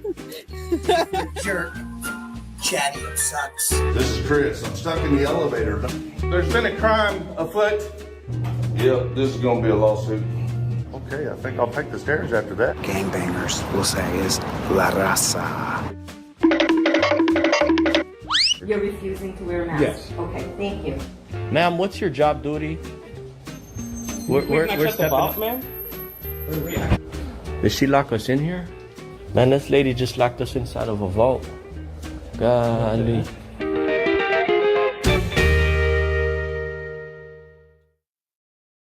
Welcome back to the channel, everybody. It's Frauditor Roundup with Sheriff Wyatt A. Moron. Help my channel continue to shrink by watching my videos, sharing my videos, commenting on my videos. Consider a membership. Turn on that notification bell and turn on all the notifications. Take that there like button, like it, dislike it. Next time you head down to the river, the lake, or the creek with a like button, replace all its sunblock lotion with suntan lotion. Today we're taking another look at this guy. Goes by the name Christopher Cordova. Channel name is Denver Metro Audits. This gentleman has a reservation for a one-bedroom suite at the federal pound me in the ass prison. What really gets me about this video is that he's walking into a public defender's office. Now, two things. One, he thinks because the word public is in the title, he thinks that's open to the public, just like a public park or public library. Oh, it's not. They defend members of the public who can't afford attorneys. And the second thing, he thinks he knows more than a room full of people who are probably paralegals, attorneys, people who have gone to school to study this stuff. And he's talking about how they don't know the law. Yes, sir, because I guess Mr. Denver Metro Cardigan learned his law on the streets, and now he's headed to federal pound-me-in-the-ass prison. So let's sit back and watch this one, and let's round us up a Frauditor. Hey guys, Denver Metro Audits, aka the Mile High Auditor. You sure you really want to go with Mile High there, shorty? Today we were at the Colorado State Public Defender's office here in Colorado Springs. And I'm here with Nasty Nathaniel today. Right. All right. So we're gonna go in here and check it out, guys, and see how it goes.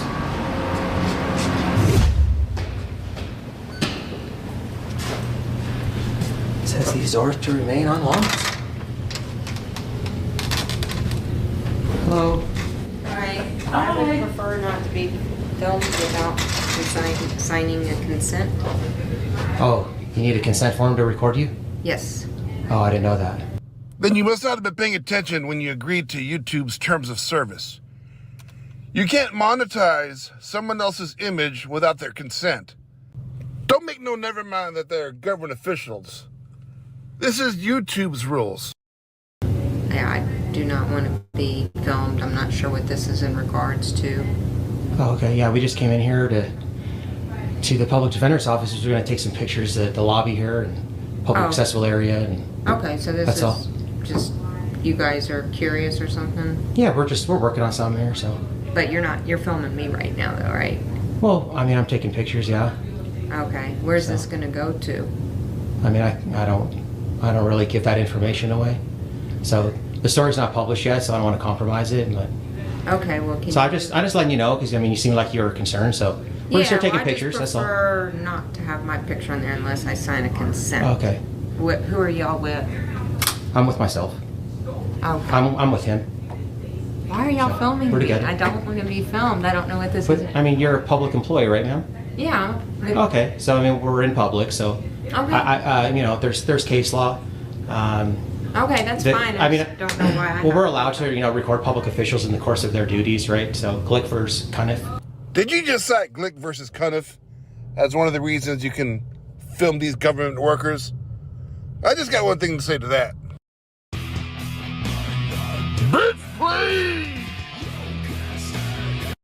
Today's Frauditor Roundup Bitch Please is brought to you by Quest Deodorant Sticks.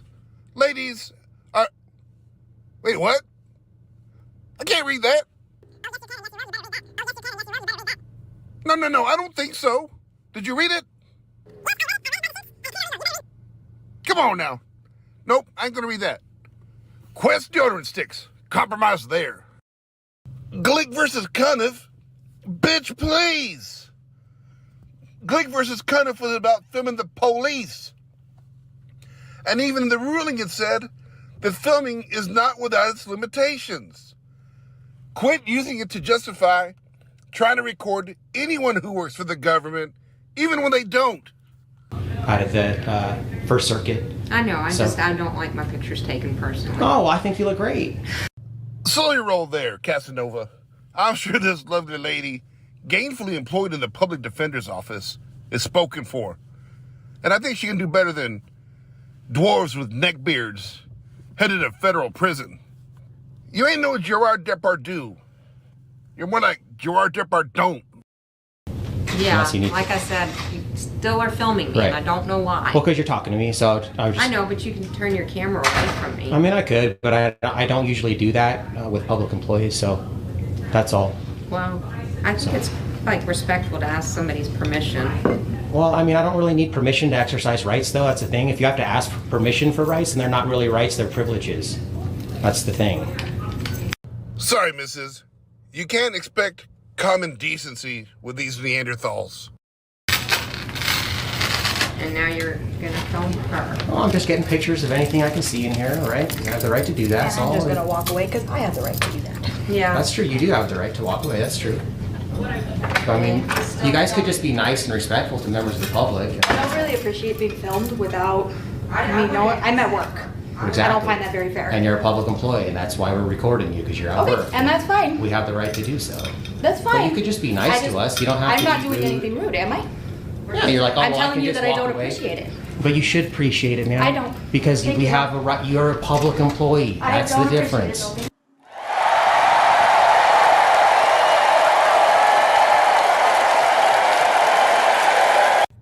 Look, I know you subscribe to the Afro Man and Siberian Tiger school of you can be as rude as you want to a public official and they have to be courteous to you. That's not true. Even if you are paying with tax dollars, you have every right not to be disrespected. Oh, and by the way, thanks very much for that breaking news of Let me check my notes. A lady's face. Okay. So you see, like, this is the reason why, you know, we record the employees, because, you know, they act up like that. And Nobody's acting silly. up. No, I mean, People you've are been just okay. You've been at least, our it's cordial with opinion us. that we don't want to be filmed. Ma'am, you work for the public and you're in public. So you don't have an expectation of privacy while you're at work. If you don't like being recorded, you should go work in the private sector and you shouldn't be a public servant. Wait, that reminds me. Didn't the judge tell you to get a job?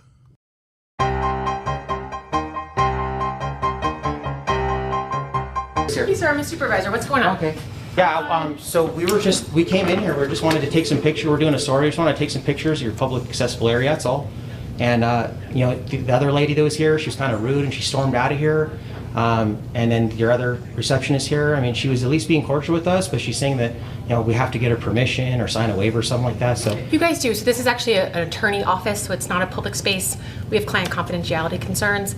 So if you guys want to give us information, we can reach out to you to coordinate a better time for this. Well, the confidentiality of your clients, that's your responsibility to protect I know, that's why I'm just asking you guys But I'm to in be the public area though, so I can This is our record. area. You guys can stand out there if you would like. And then did you guys pull the fire alarm on us? No, we're doing work on the elevator. Okay. It's happened a couple times this morning. It's super we're gonna hang out here until we're done getting our pictures, and then we're gonna leave. But I need to. Can I get your name? Do you have a business card? I'd like to get your guys' information first. I'll give you my card too. If you guys could stand out there, though, this is not a public space. This is a client confidential office. Okay, so is this a private business then? So this is a attorney business. If you guys would like to be in the public area, Yeah. it is there. This is not a public building though. This Yeah, is my card. This is a pub. You guys lease this space here, and this is a public lobby. Great, this So is my card. Could there's you write down chairs your here. information, please? Okay, can I get this lady's name too? No, you got my information. That's good for you. Okay, so I need to do a public records request form so I can get her name and then the other lady's name too, please. My information is sufficient, and I'm actually going to have staff come back with me, and if Okay. you guys could exit. So you guys are premises, gonna okay? refuse me service, member of the public? I am, unless you're applying for the public defender. This is not a public office. It is a public office, ma'am. And I have the right to record in here. I'm taking pictures for my story. How could it not Wow. be a public office? I mean, it's called the Public Defender's Office. So here's the supervisor, guys. Her name, she needs a stiff margarita. Yeah, and when you're in federal pound me in the ass prison, you're gonna get Bubba's stiff margarita. So she's saying this is not a public space. That's kind of funny. It's the public defender's office, but it's not a public space. Prison bitch says what? Yeah, that's So then, you know, they're going to deny me the public records. So, I mean, they're just completely a dereliction of duty. They're just straight up not doing their job, period. Oh, absolutely. I mean, I can't believe that, you know, this is very common, guys, as you know. They have the audacity to sit there and tell us that we have to leave.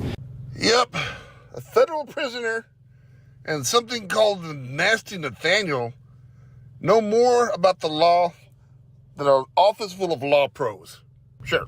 Oh, and you bet Nasty Nathaniel's a professional. You can tell by that 69 at the end of his name.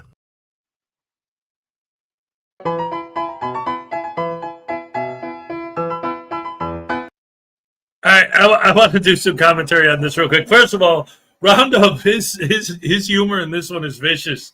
He's tearing them up.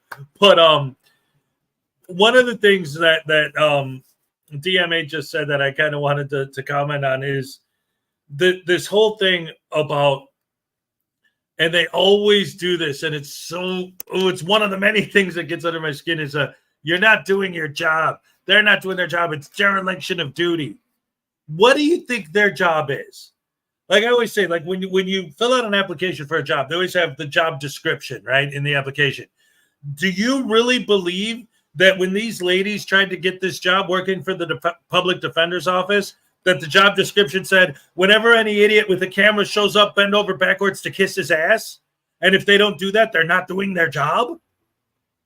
Like, do these idiots even know what these ladies' job is? No. Oh, I'm sure they know what a public defender does. They have often needed them, but they have to know it's not to stand there and be recorded. I mean, it's not their job to do that. No. And by asking them not to record it is protecting the private business that goes on there. So they don't see it that way. They don't see it that way at all.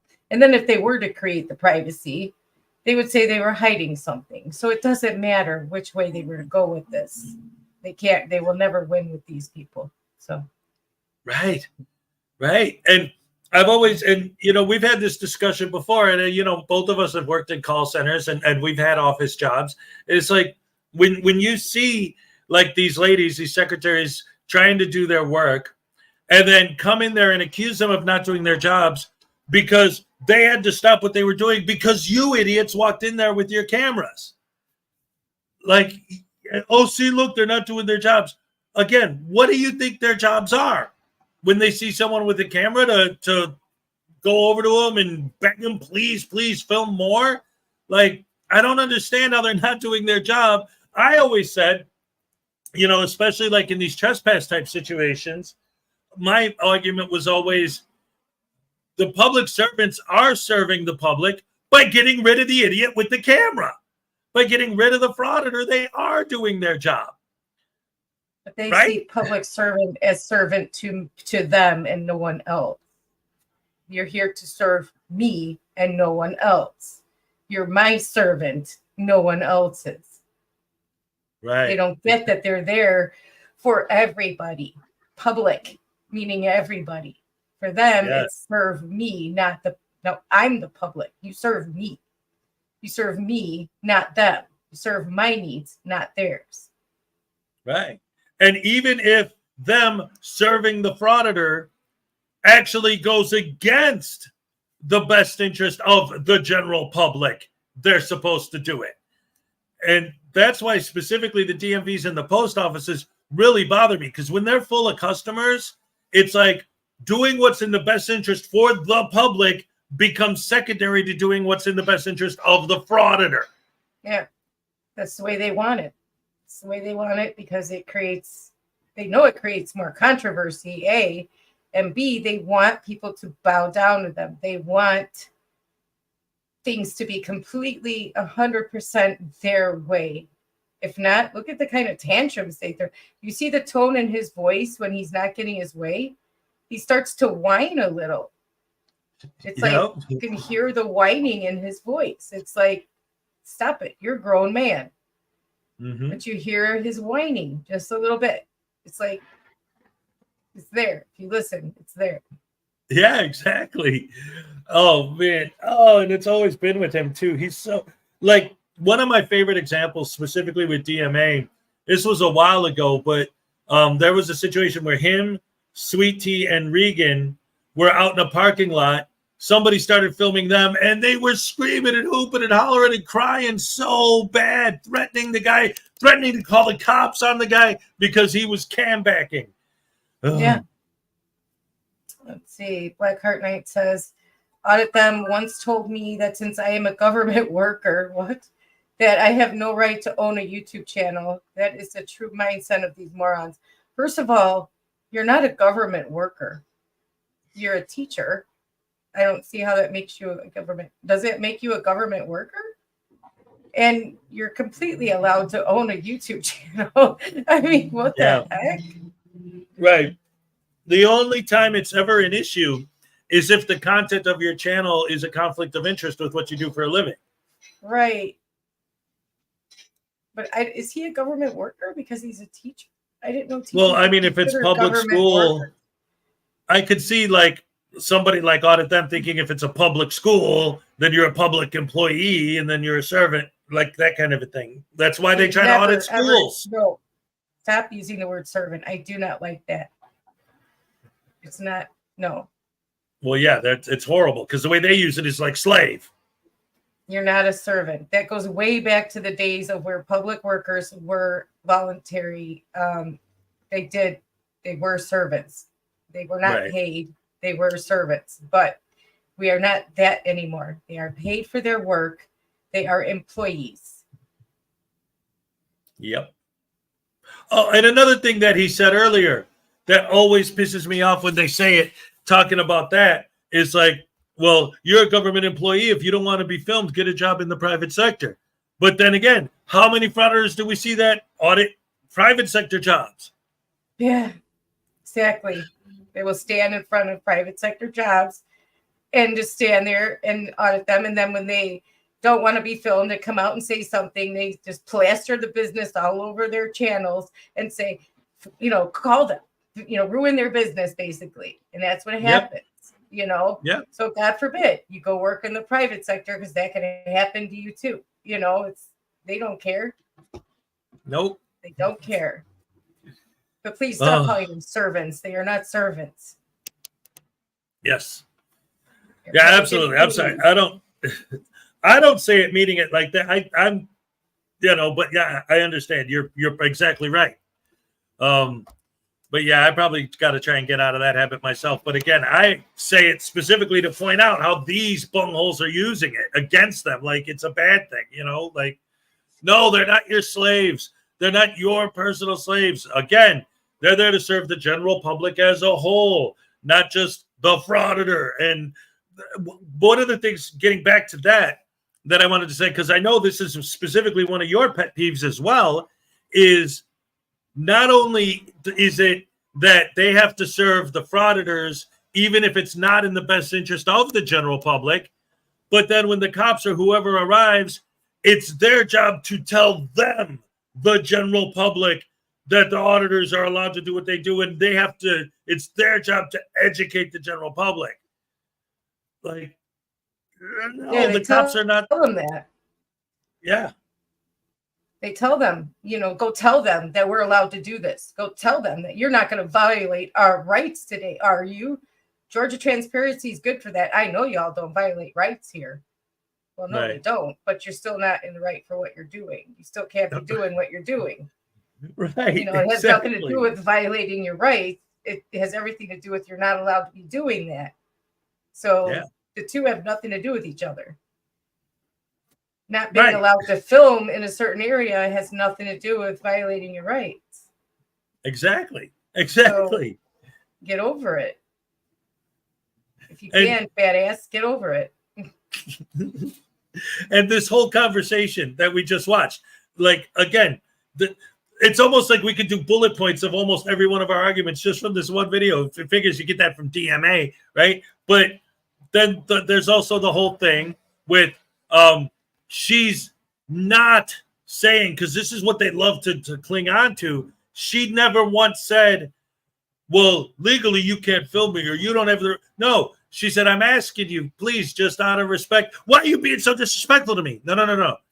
I'm asking you, out of respect for me, not to film me just because I don't want to be filmed. Well, how dare you be so rude and disrespectful? What? But she is telling them they can't film in there because it's not public. Well, right. That as well. Public. Yes. There's private work material. There's private work product there. They can't answer the phones. They can't have anybody come in, because if they answer the phone or have anybody come in, then it is violating potential client attorney privilege. I was just going to say, yes, exactly. That was going to be my next bullet. Was attorney-client privilege. Exactly. Like, so come on. They can't even have anybody walk in, because it could violate, just by them walking in and asking for their attorney or asking a question, could violate some potential client attorney privilege. So they can't even risk it. They can't even risk answering the phone or having somebody walk in. Right. So they're disrupting business. Yes, exactly. Man. DMA is, it's going to be real interesting to see what ends up happening long term, because that court thing he had the other day turned out to be nothing. He wasn't even there.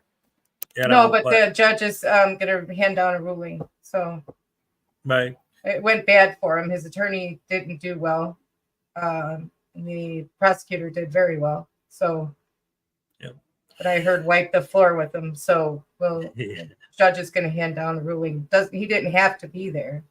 Wasn't a requirement. Right. So, but it looks bad that he wasn't there. In my opinion, I would have shown up there, ready to go, all respectful, nice new haircut, best dress that I could get. Sit there all respectful, because, it's the right thing to do, I think. Yeah, I agree. Hearing.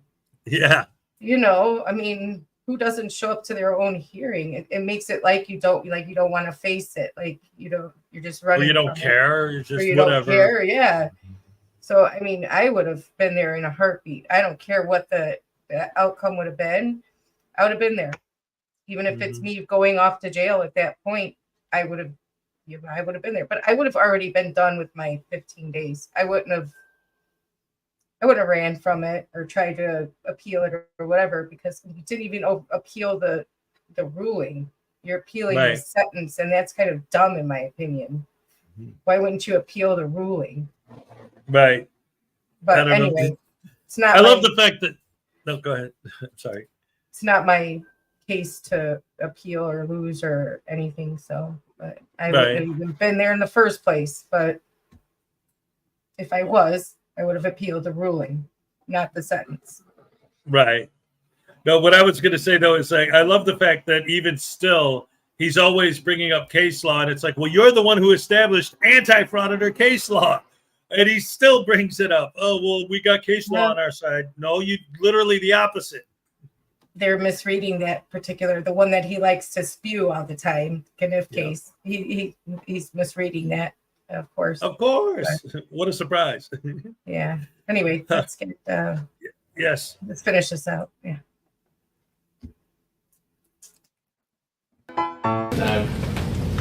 Hi.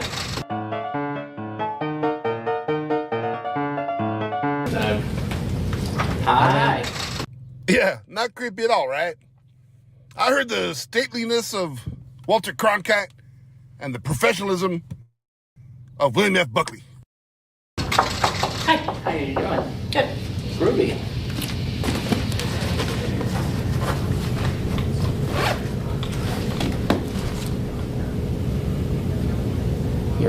You work here? I do. Okay, because your colleagues are over here, they're refusing a service. We're here for... Are you here to apply for a public defender? Well, I'm here for different services. I need to do a public records request.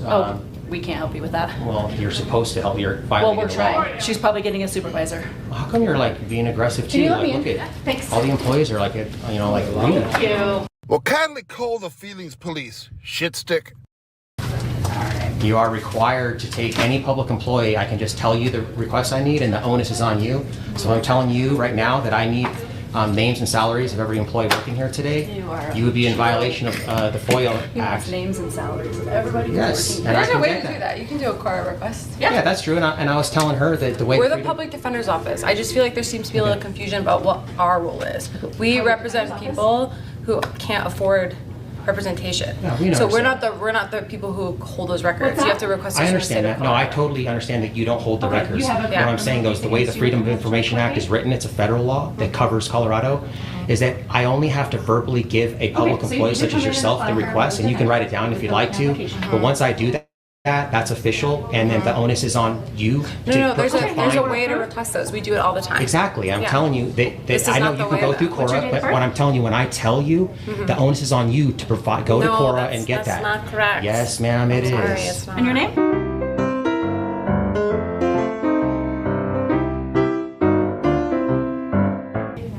I'm telling you, Anything it else is. you want me to grab up here? Well, would you like to just give me your name Okay, then? Nanette, you are opened up to Joseph Blake. Let me transfer you over. Hold on one moment. I mean, you at least seem like you know willing to have a conversation with us. We might Ladies. disagree. Please lock things and come here. Okay. Okay, so you like these? When we're not like a threat, we're not making any threatening gestures. Sir, we're just sir, we're peaceful people. Sir, I think that what we do here is we literally defend people's rights. And so But when you're not you- defending my right. but You're trying to interrupting violate me. my You're not right. letting me speak, okay? Go ahead. That's like what this place is all about. And so when you're coming in here and you're pointing your cameras and you're standing over us, that does feel very aggressive. We're not standing. We're trying to be. Well, it really doesn't matter what you think.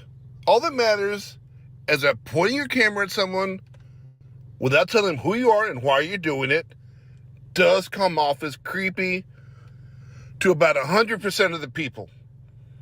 And for some stupid reason, you think that's journalism. And when you two show up, Mr. Nasty Nathaniel, and you dwarf with a neckbeard, that doesn't really project professional journalism. You are. We've asked you to leave. We've told you that the public area is out there. We've told you that this is a private firm where we have confidential client information. Yeah, you don't get access to client information. Well, we don't want Are you going to be access to discussing that. client information right out here in the public lobby? Yes, Come on, this that's is quite literally Sure, where actually, people it's how we process apply. applications. This is our job. That's where we why try to this help is not a people. public area. This is not a public area. These are not public employees. They're private citizens whose information They're you are public not employees, man. They're not private. They're private citizens, private but they work for the citizens. public. So you are not So- entitled to any further information right now. We are not calling security to be kind, but we are really asking you to leave. You're preventing our business Well, from as soon as operating. you guys leave us alone and like kind of just let us finish our story and maybe be nice to us, provide us with the information that we're requesting, You haven't asked we'd us for any happily leave. information. They Would you let want me know? like salaries and. I just want names. So I you want- guys need to, okay, you need to contact the state public defender office, not our individual agency, Right. okay? And I was explaining to her. Did you hear your what she employee- just said? Hold on. Remember No, no, you did talked. you- no, remember no, you did- talked about me interrupting you. You just Do you remember? interrupted her. Did you hear what she just I said? did hear, and I'm going to And explain. what was Remember that? what I told you? Told me She says don't that interrupt you. once you say a public, once you ask for a public agency to do it. That I there's was trying to no explain the standard. Freedom of Information Act, ma'am. It's a federal law that covers Colorado, and it states that once I verbally give you the request, that's official, and now the onus is on you to go through the proper channels to get me those records. It's not correct. That's the We're way the governed law. by the state of Colorado. You have to do a records request through the state of Colorado. No, ma'am, I don't. I I mean, do. I could, and I We went probably through will law because you school. guys. It's a good thing all of this is just going way over DMA's head. Otherwise, he'd be so embarrassed with what's going on here. This is painful. She just said that they went to law school. Where did DMA go? The Long Island Audit School of Dipshittery? And yep, just another reminder, this is why he's going to federal pound me in the ass prison. Are going to violate the Freedom of Information Act, so that's what I'm going to have to do. I literally don't even have access to the records you're seeking. You don't have to have to access. do- You just have to forward it to the proper channels, man.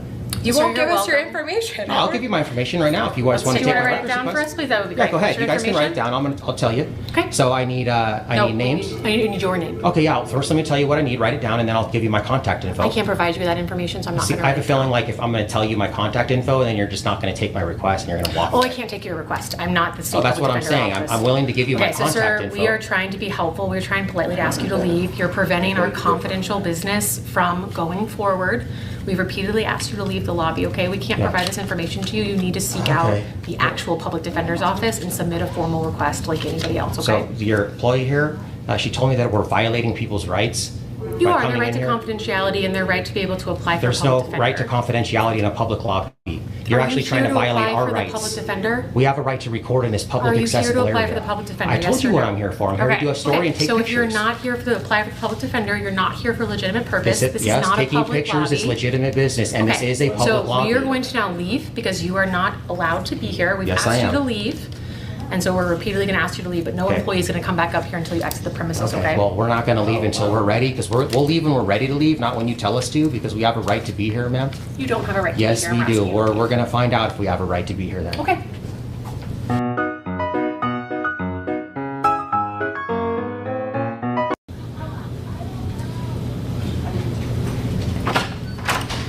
What's going on, guys? Hey, how's it going? Not good. You guys can't be here. Who are you? Can we get your name? Nope, I'm a supervising attorney here. Okay, You guys gotta so- go. Well, if you're not going to identify Guys, yourself to me, you're this isn't a nobody. public space, guys. This is a public No, lobby. it's not. How is it not a lobby? Because we're conducting business in here. You're conducting business in the lobby? We're conducting business by having clients appear in here, yes. You No, have there's to no leave. clients in here now, and I mean, there's chairs here. This is clearly a public You have to lobby. leave, sir. What's it say right here? Please do not allow children to stand on the tables or chairs. It's public. We're gonna call You're nobody security. to me, man. Like, you haven't even identified yourself. You're It just some doesn't man matter in a who I suit. am to you, sir. Look at this guy's face. He couldn't take DMA less seriously. He probably holds him in the same regard as a dumb puppy trying to smell its own poop. So it doesn't matter who I am to you, then. I don't even know you work here. I don't care who you are. All I care about is that you can't be here. Okay. So you're gonna have to leave. If you're not leaving, we're gonna call security. This is a private building. It's a private space. There's attorney-client privilege meetings that go on here. You are not allowed to be here. If you have business here, no, don't interrupt me. This is not a conversation. You have to go. Well, what is it then? This is me It's not a telling you to leave. conversation. It's me telling you to leave. That's what it is. Okay, well, Does who that are make you sense? to tell me to leave? That's what I'm asking you. I'm telling you to leave right now. Well, I'm telling you to take your shoes off, man. Can you do that for me? Okay. We're going to call security. If you're not gone in the next 30 seconds, security's going to be here, and you're going to get escorted out. Okay. Well, security can't touch us. They can only observe and report. So that'd be a loss. You've been told. I'll see you later. Okay, I'll see you later, bud. Okay. You've been kind of douchey, actually. I know. And he's a lawyer. He said he's the head attorney over here, and he doesn't know that this is a public lobby and in a public accessible area. Shut up! Shut the freak up! How's it going? Good. How are you? What's going on, guys? Oh, well, I mean, we just came in here. We told right away. Don't bother. Okay. Okay, yeah, don't bother. Coming.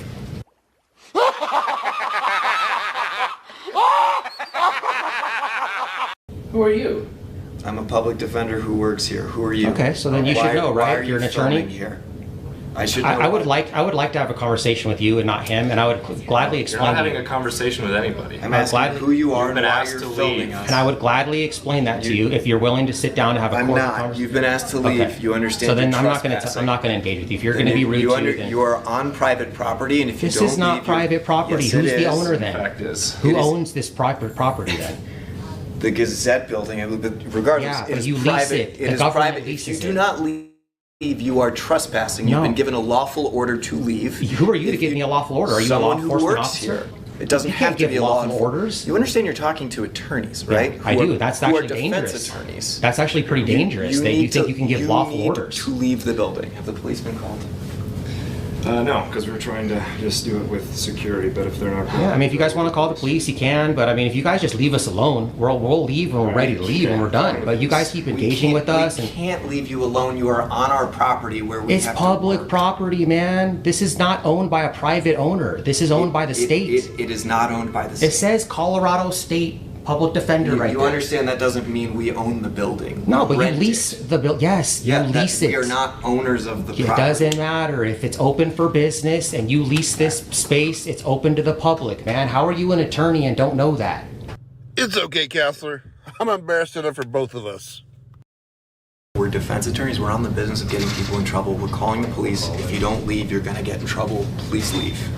For your own good. Please leave. Okay, yeah, you know, and if we get arrested for being here, if the cops, if they're You're not educated. being arrested for being here. You'd be arrested for trespassing. Okay, but you can't You've been given trespass on lawful public orders to property. leave. You can't trespass on public property. Do yourselves a favor and please leave. Okay, so I was going to explain to you, if they know the law, then they'll know that there's nothing they can do. We can be in here, it's a public space. And if they violate our rights and arrest us, then we'll be back here to apply for the public defender. And I hope that you're not the one defending me though, man, because you don't know the law. If a gnat could talk, this is a conversation they would be having with an attorney. I don't think you're going to get public assistance if you need an attorney. Take a look at your social blade. I think you can afford attorney. Or if you're so smart, go pro se. Hi. Hi. So my name's Steve Knoblet, and I'm the security director for all the buildings here for the Paramount Group. Manages these properties, and they're all owned by the same person. So you are on private property. Yeah, but this space right here is actually leased through the government. The state of Colorado leases this space. So if they're open for business, then it's open to the public and we can be here. What do you want? Oh, we were trying to explain that to them, but they wouldn't, you know, they wouldn't answer. They were just being rude and not listening to what we were trying to say. I've already explained it several times, but since you at least identified yourself, I'll be happy to explain that to you. So we're independent citizen journalists. We came in here to just take some pictures of the public lobby, and then right away they were getting defensive that we can't be recorded. They're saying this is private. It's not private. Yes, it's a private building, but this is leased through the state of Colorado. So this is a public space right now. Now, of course, I can't be here after hours, but you know, time, place, and manner. But this is open for business. So we were told them we were just going to get some pictures, and when we're done with our pictures, we'll leave. But they keep coming up here. This guy's giving us orders saying that we have to leave. It's a lawful order. Police officers can give lawful orders, not a public defender. Wrong again, neckbeard. Any authorized representative at that office can vamoose your ass. So that's all, man. We came here. We've been nothing but nice to these people. I'm trying to request information. Like I have a lawful right to do public records requests here. They're rude. They won't give me any information that I'm requesting. I understand that this is where people apply to be represented by a public defender. But members of the public can come in here and request other information. And I have a right to do that through the Freedom of Information Act. I was just trying to be nice. And you know, they're calling you over here and like we said, we're not trying to cause an issue. We just want to take our pictures and be left alone because we have a lawful right to do that. It's unfortunate these attorneys don't understand that. You know, we do this for a living, so we know what we're doing.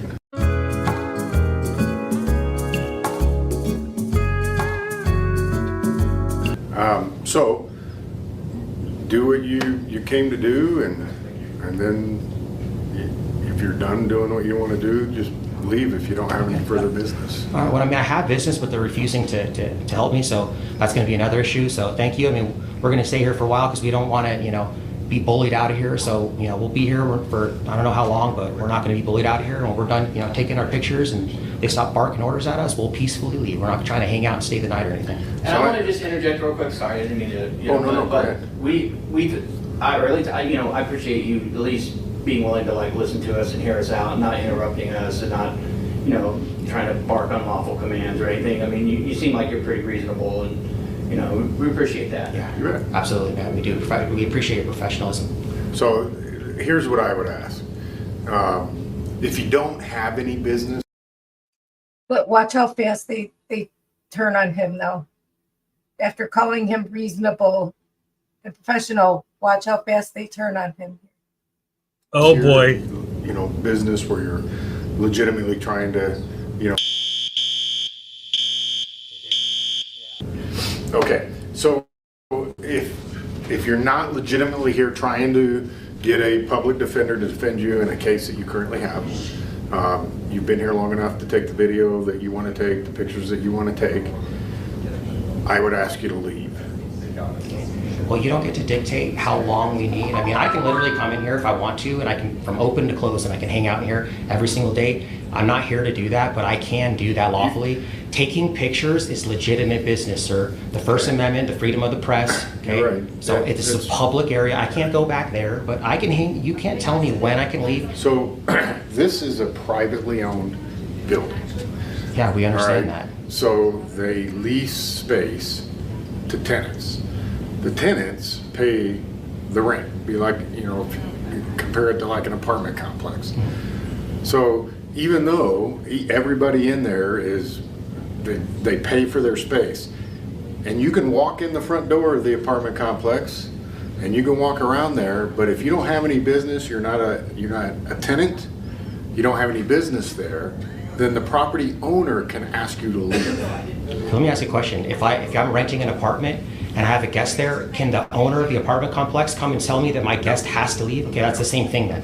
No, who are you a guest of? The contract that you guys have, or whoever the owner has with the state of Colorado, has to allow public access from the entrance of their building right here to this public accessible area for business during business hours. For people that have legitimate business. I told you this is legitimate business. What is your business? I told you, taking pictures. Take your pictures and go. Yeah, we're going to, but we're going to leave when we're ready to leave, and we're not going to leave when you tell us to or anyone else does. Okay, so for your cameras, I am a representative of the owner of this building. I am telling you, you are trespassing right now.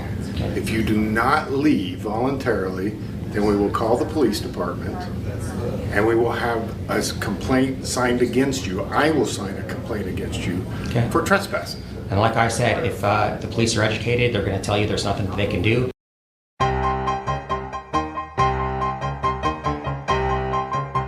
I asked if we're auditors. What was that? Yes. What's an auditor again?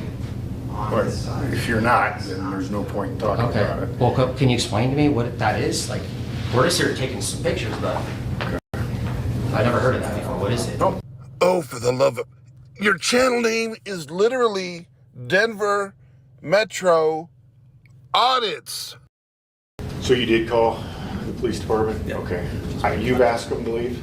Asked them to leave. We've asked them to stop filming, and we've let them know that none of our legal assistants are able to answer the phones right now because they're... So they're interfering with your business? Yes. Yeah. Yes. If our legal assistants are answering phones, they could be having confidential communications with our clients over the phones.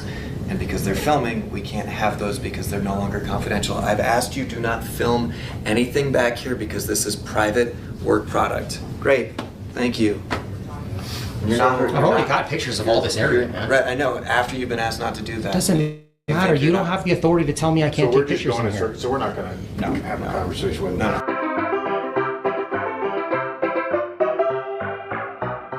And it's really, it's shameful that you don't, and you're an attorney. Stop, and we cannot answer them right now. And we're not preventing you from answering the phone. Yes, you are, because any conversation we have would be confidential, but for the fact that you two are recording. Yeah, but then you guys need to design this building better and like put some glass up or make some type of privacy, but you can't violate my First Amendment right for privacy, man. Boy, my blood is boiling right now. You hear the phone ringing. Believe it or not, sometimes when someone's calling an attorney, they are in desperate need of help. Just sometimes. But no one's answering the phone because a jackass over here wants to make a couple of bucks on YouTube. I got to commend these two people in here. If it was me over there and DMA was just running that stupid whiny mouth of his, ooh, my fist would be all over him. I just treat them with respect and they'll be on their way. Once we just get our stuff for our story, we're out of here. You know the reason you're not seeing clients come in right now is because we've been directing them to not come in because of the two of you. So yeah, again, so thank you. that's making it even worse. So thanks for telling us that you're denying these people service because people are here engaged in a First Amendment protected activity. Being able to engage with our clients. Yeah, and we're engaged. We're engaged. Yeah, so are they still in the public defender's lobby? Yes, and they were refusing to leave until cops get here. I've told them to leave on behalf of the property management group and the owner of the property. They refused to leave, and they're positioning themselves, saying that they'll wait until the cops get here. So I would recommend a supervisor with this one. Yeah, I'll put that information in here. Like I said, we do have that call in there. We're trying to get our officers out there as soon as possible. Yeah, DMA added that 911 call himself. Seems like he's proud that he got to shut down a public defender's office for a little while. And boy, I had to cut the hell out of this. It was excruciatingly long. This is what happens when you don't know what you're doing and you put yourself in a situation like this. People don't get the help they need. And I can't even for a second believe how any of this guy's followers would think that these two knuckleheads are smarter than a room full of attorneys. Let me remind them, DMA is going to federal pound me in the ass prison. You take it from here, Bubba. Well, I can tell by that sundial it's time to say goodnight. Put little beans on the fire. Little 7 and 7 on ice. And as always, cuddle up with a clean shirt and a dirty woman. Anyway, good night. I bid you adieu. All right, ladies and gentlemen, round of applause for Frauditor Roundup. Oh, my goodness gracious me. Oh, it's so frustrating with DMA and Nasty Nathaniel, both of them there. Oh. Yeah, at least Nasty Nathaniel didn't open his mouth too much. Right? That would have been just, yeah. But, you know, like I said, just that one video alone, everything that DMA says, it's almost like you could do a whole bullet point chart of every argument that these idiots make. Like, he brings almost everything up. And the one thing that really got me, I mean, there's a lot of things with that video, but one in particular is, again, these lawyers are public defenders. They're the people that would be working to defend these idiots in court, but they're the target now. Like, they don't care. They do not care. They don't have any appreciation for anybody. They don't care about anybody. Why is this a shock? Well, it's not that it's a shock. It's just like, come on, like there is nobody that's sacred. There is nothing. Nobody anywhere. They're going to schools, for crying out loud. Tell me they don't care about a public defender's office. No. If they're going after little kids and people in the middle of a mental health crisis and all that, why not lawyers? Screw them. Yeah. So I'm not surprised that they would go here, there, or everywhere. I mean, right? Yeah. And again, always with the argument, like, this is a private place. No, it's not. Oh, okay. Like I always say, let me go into your house. Hey, this is a private property. No, it's not. That's the same thing you do. So that makes it not private because you said it's not, right? So I'll just say it's not. You have What's the difference? chairs. You have chairs. You have lights. It must be a lobby if you have You chairs. pay a lease. I mean, you pay a lease. So, hey, you pay a mortgage to a bank. So, hey, it's public. Yep. Do you pay property taxes? Oh, see, it's public. Yeah. There you go. Yeah. I mean, your bank is federally insured. So, federal, you pay a mortgage to a bank that's federally insured. So, therefore, you're open to the public. And you have a bathroom. And you have a bathroom, right? It's frauditor logic. I mean, the way they work this out in their minds. I mean, you can get a path to where everything could be public if you work hard enough at figuring it out. I mean, hey, you got a bathroom and some chairs. Right.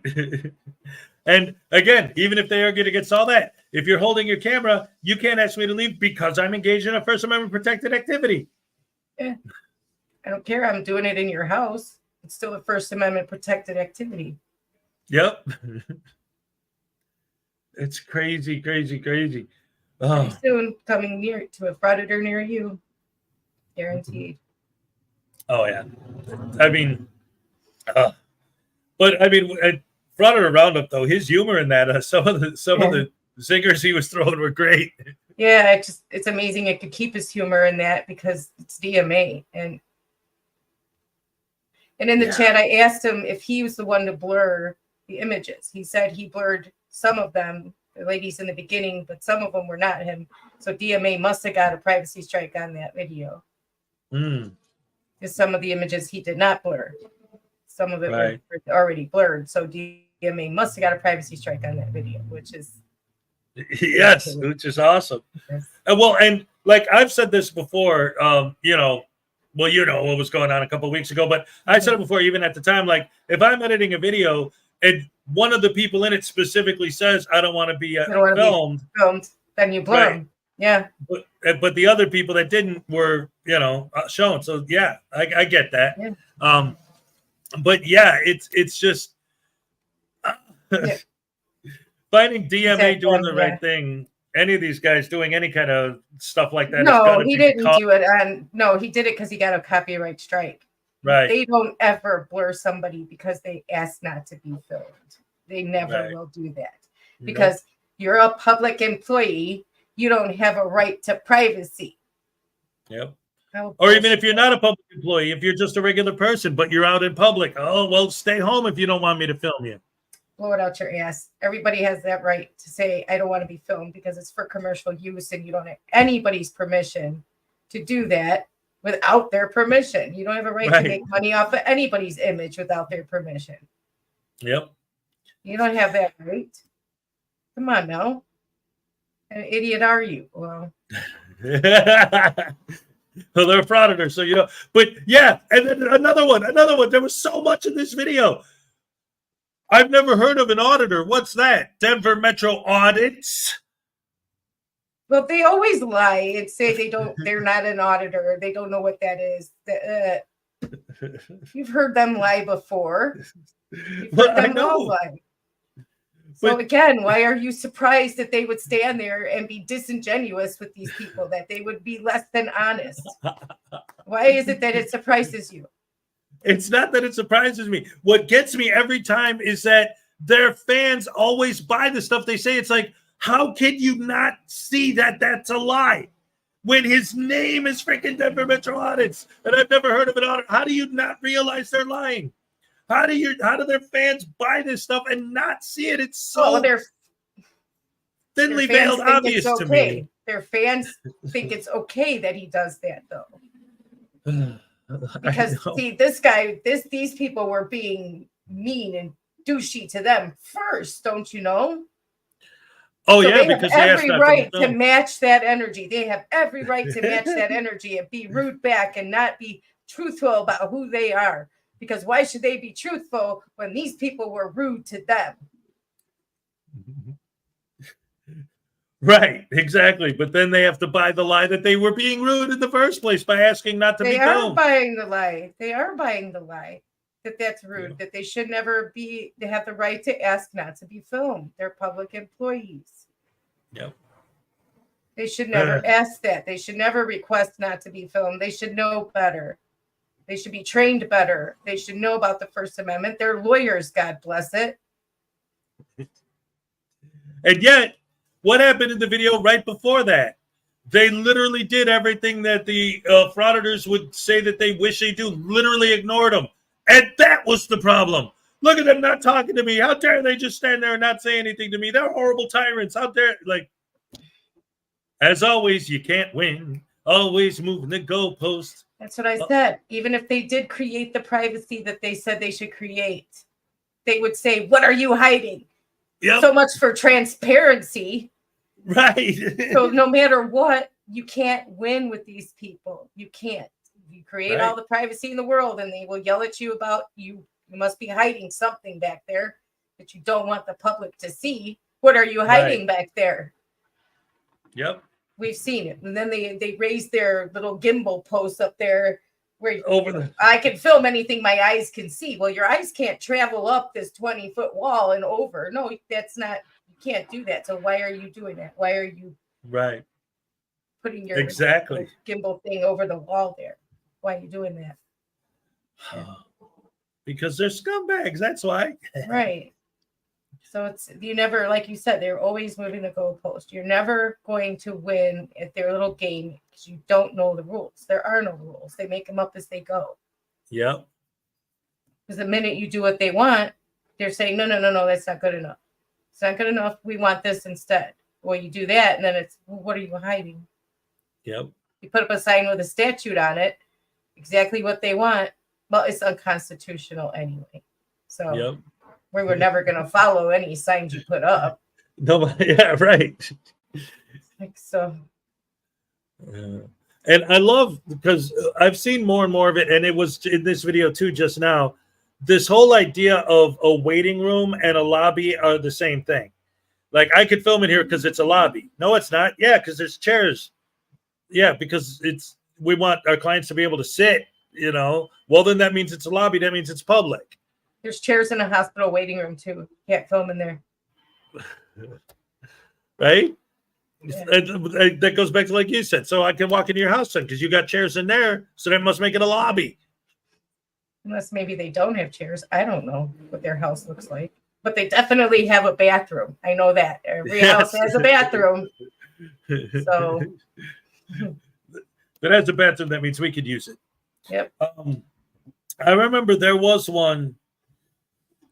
It was relatively recently that I covered it, but I did a video where that was the big crux of the argument. Like, he's talking to this lady and she's trying to be nice.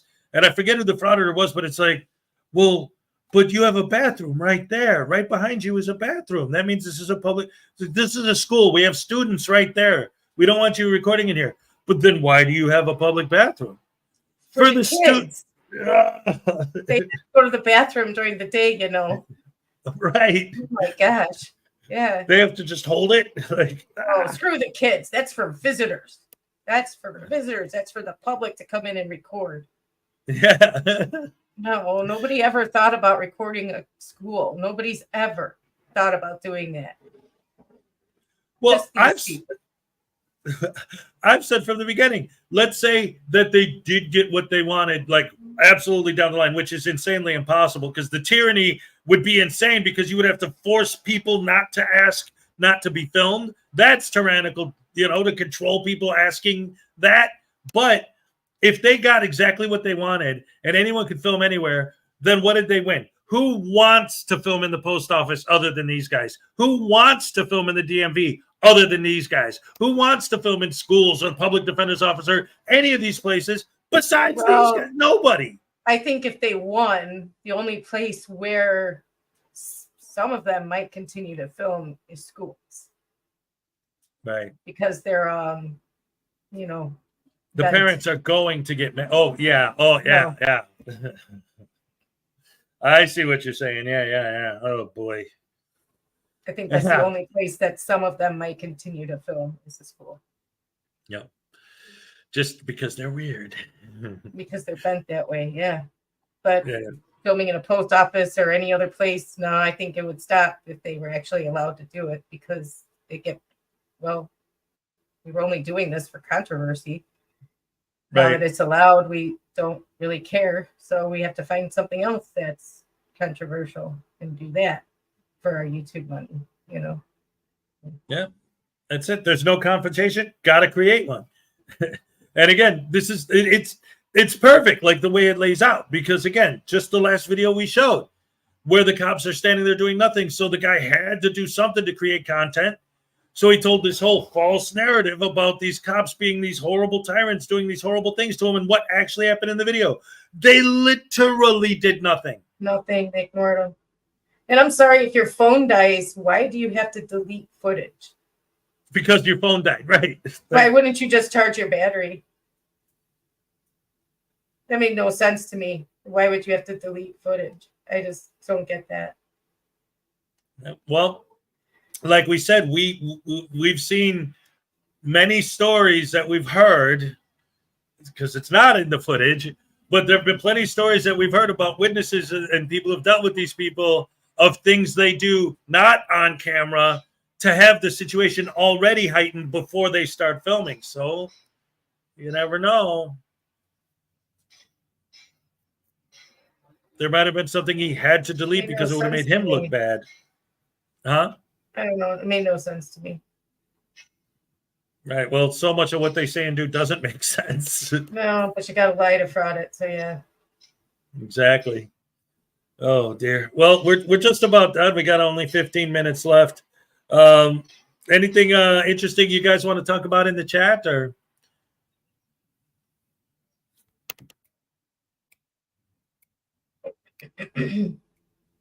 Carl's cooling mat stopped working. Oh.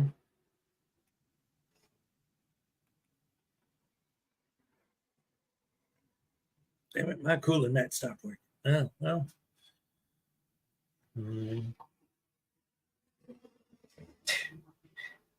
Okay.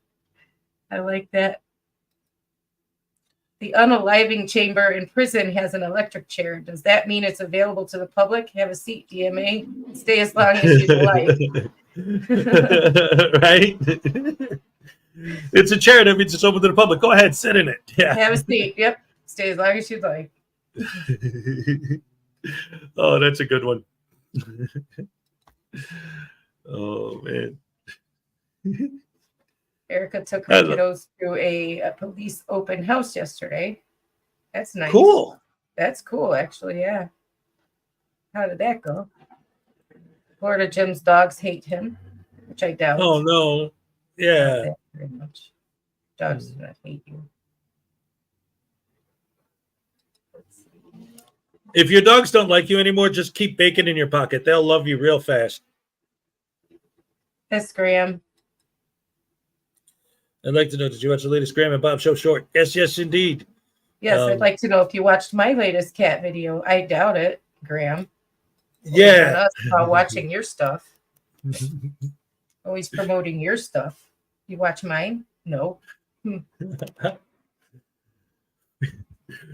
Yeah, the sewers are government funded. Go audit them. Yeah. Yes. Go ask the alligators how they feel about their treatment in the sewers. The alligators in the sewers. That's great. Such an ugly kid. My mother and father tied a pork chop around my neck to get our dog to play with me. Oh. Boo-boo lip. That is not true. That's because I don't get no respect at all, you know? No respect from anybody. You know my doctor Vinny Boom Bots. Told Erica to leave the kids in jail. She didn't listen. Oh, no. Oh. You know, that reminds me of, there was a video a long time ago where the cops had, like the cops that ride the horses had a bunch of little kids outside and they were letting them like pet the horses and stuff. And Silence Boy was like, look at these evil tyrants trying to brainwash these poor children. It's like, dude, they're trying to do a fun thing with the kids. Will you please get the hell out of here? You know? Yeah. No, I didn't post my channel link. Well, of course you can. Obviously, here, like, you're more than welcome to do it. We could do our Ray Ray shorts. We could do our Grandma Bob shorts. We could do them all. Why not? They're short. They don't take a lot of time. Let's see. I'll tell you what. Plus, Ray, some of your cat videos are hilarious. Like, yeah, some of them. Leo has jokes and stuff. That's good stuff. Mhm. I like it a lot. I just posted it, Graham. I don't know what that word is, but what? I don't. I knew Wait. what. How do you expect me to watch it? Oh, well, I don't know. Figure it out. Just a typo. Just keep I just scrolling posted until it. It's the comment above yours, Graham. Graphene. Mr. Garfield. Here, I mean, you want to? Here, let's pull it up. Let's see. Oh, what up? The video. Eh. You're like, nah. Why not?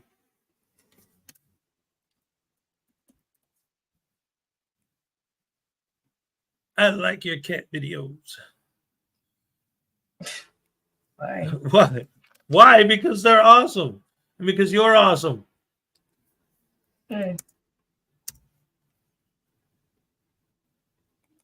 Erica, is it? Today is Edison's last Monday in elementary school. She's grown up too fast. Oh boy. Yeah, they do. Yes, they do. They're up way fast. That's again why I was in such a hurry to get back here. It's like every day I felt like I was like just in my head. I'm thinking like, what are the, especially the little guy, what's he seeing for the first time in his life? And I'm not there. You know, like I don't know. Yeah. And Thank time you, does go by Graham. so fast. It What'd you does. say? Thank you. I said thank you to Graham. He said he's been there, subbed, and watched 2 shorts. Thank you, Graham. I appreciate that. Yeah, kids grow up right before your eyes, and you're not even prepared for it. And you're like, wait, what happened? They were just babies.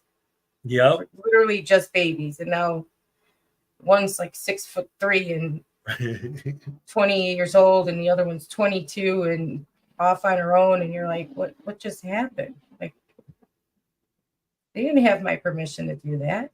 They did not Right? have my permission to grow up and become adults and like, you know. Yep. But, Well, and it's weird too. Like I noticed this over this weekend because my younger daughter was here too as well, and like when we're standing up, like sitting down is different, but like when we're standing up and we're having a conversation, I it's weird. I realize this, but it's like a subconscious thing. Like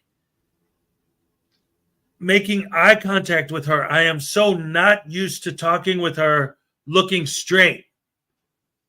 Like she shot up like a weed real fast. And it's like now she's my height. And it's like I'm so used to talking to her as a child. And now it's like she's the same height that I am.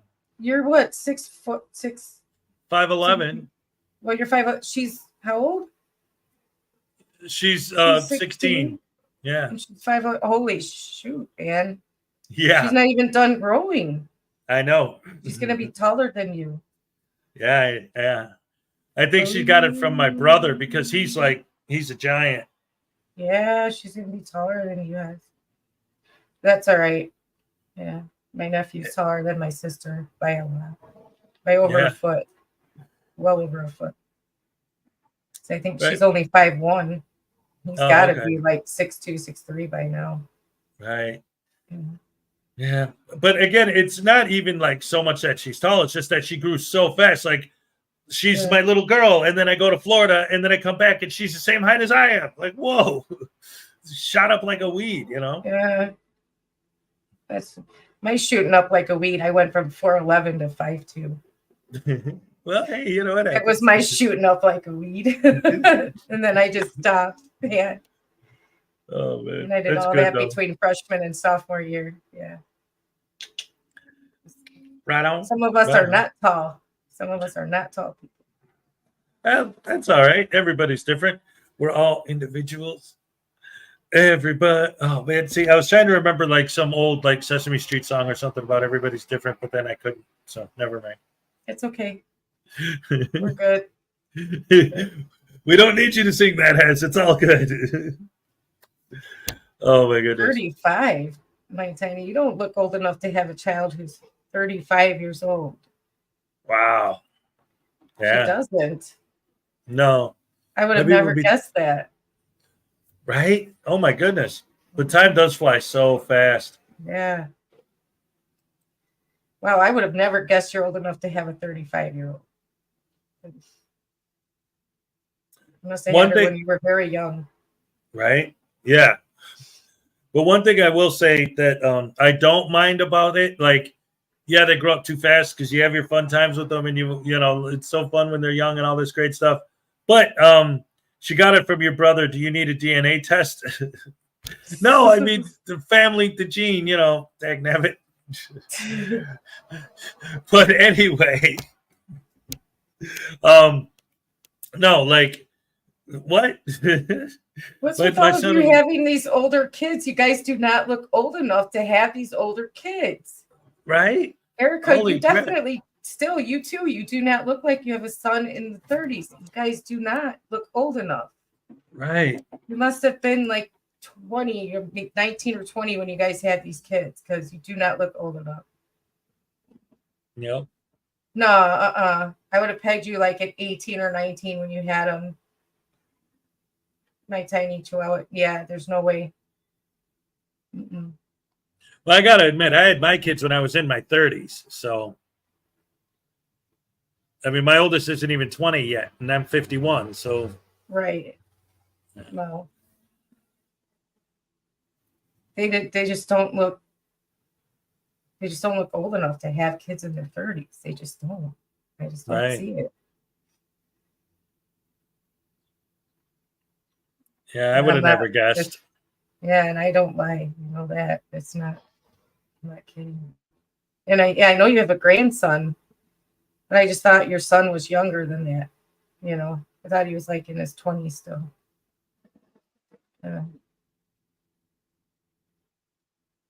Yeah, you do, Donna. You know you still look good, and you do look good for 60. You very do much look good. She has a beautiful voice too.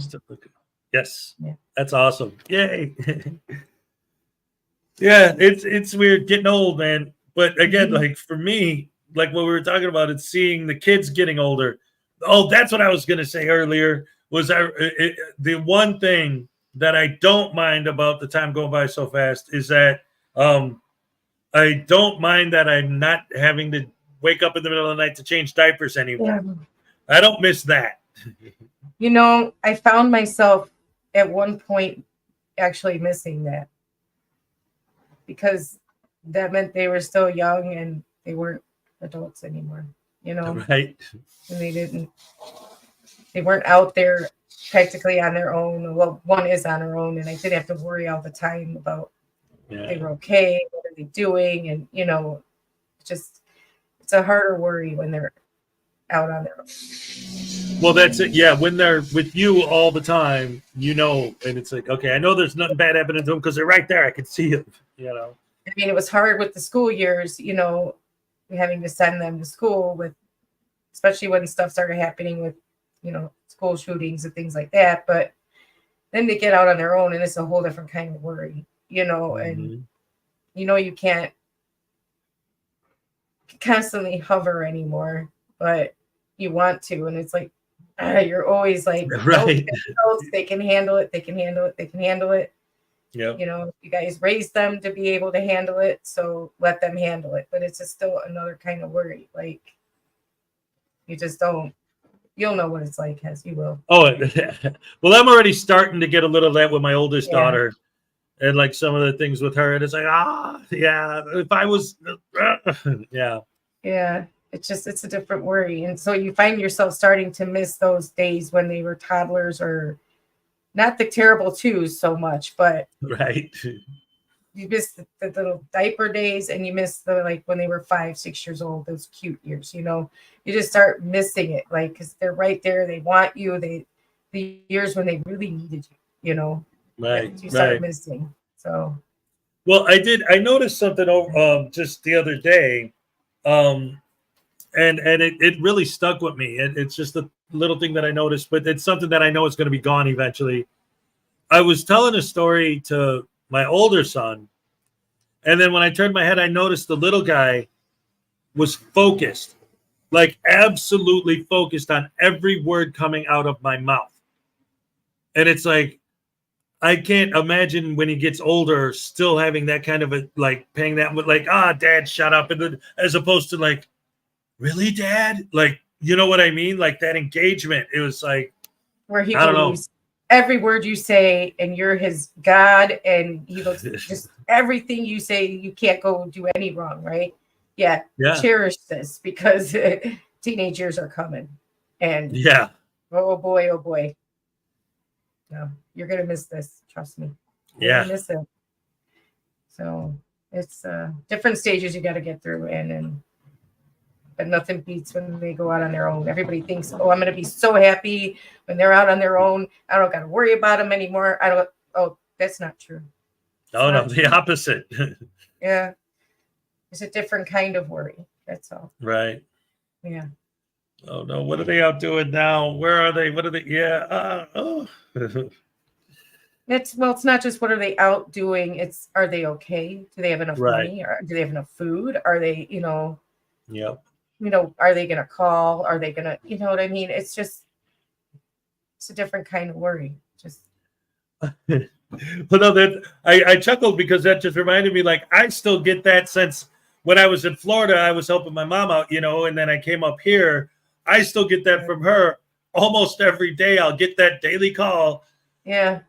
Just literally, you just went down the list. Do you have enough food? Were you able to pay your rent this month? Are you okay? What's going on over there? Do people watch your show? Are you still doing the YouTube? Like, what's going on? And it's like, and she's always asking about you too. How's Ray? Is she okay? What's going on with it? Like, yes, Mom. Yeah, I'm here. We're doing it.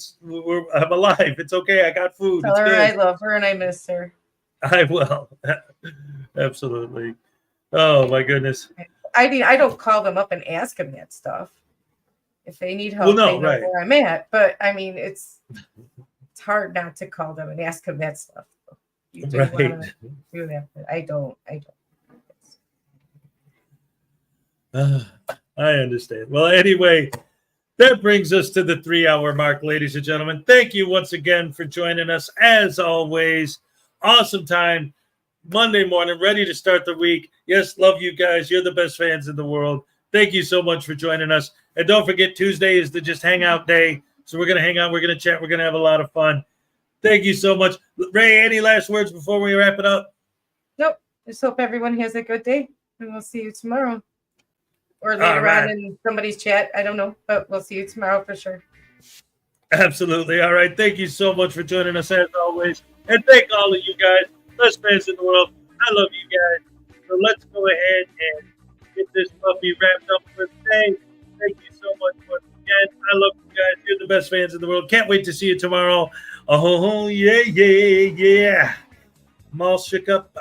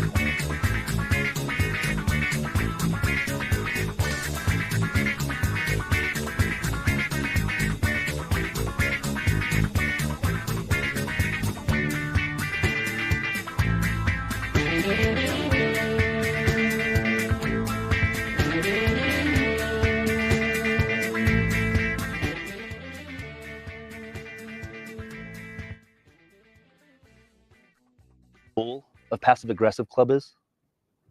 You know what? Never mind. Forget it. It's fine. Every morning I get hit by the same bicycle. It's a vicious cycle.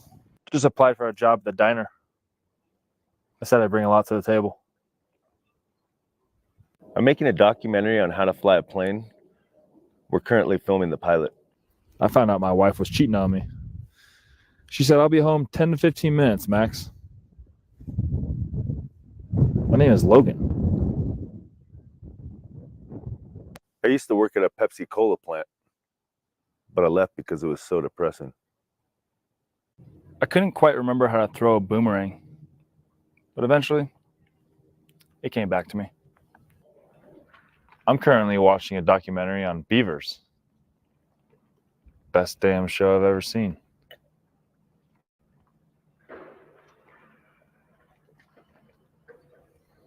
I wonder what you get if you cross a rhinoceros and an elephant. Hell if I know. Why did the scarecrow get an award? Because he was outstanding in his field.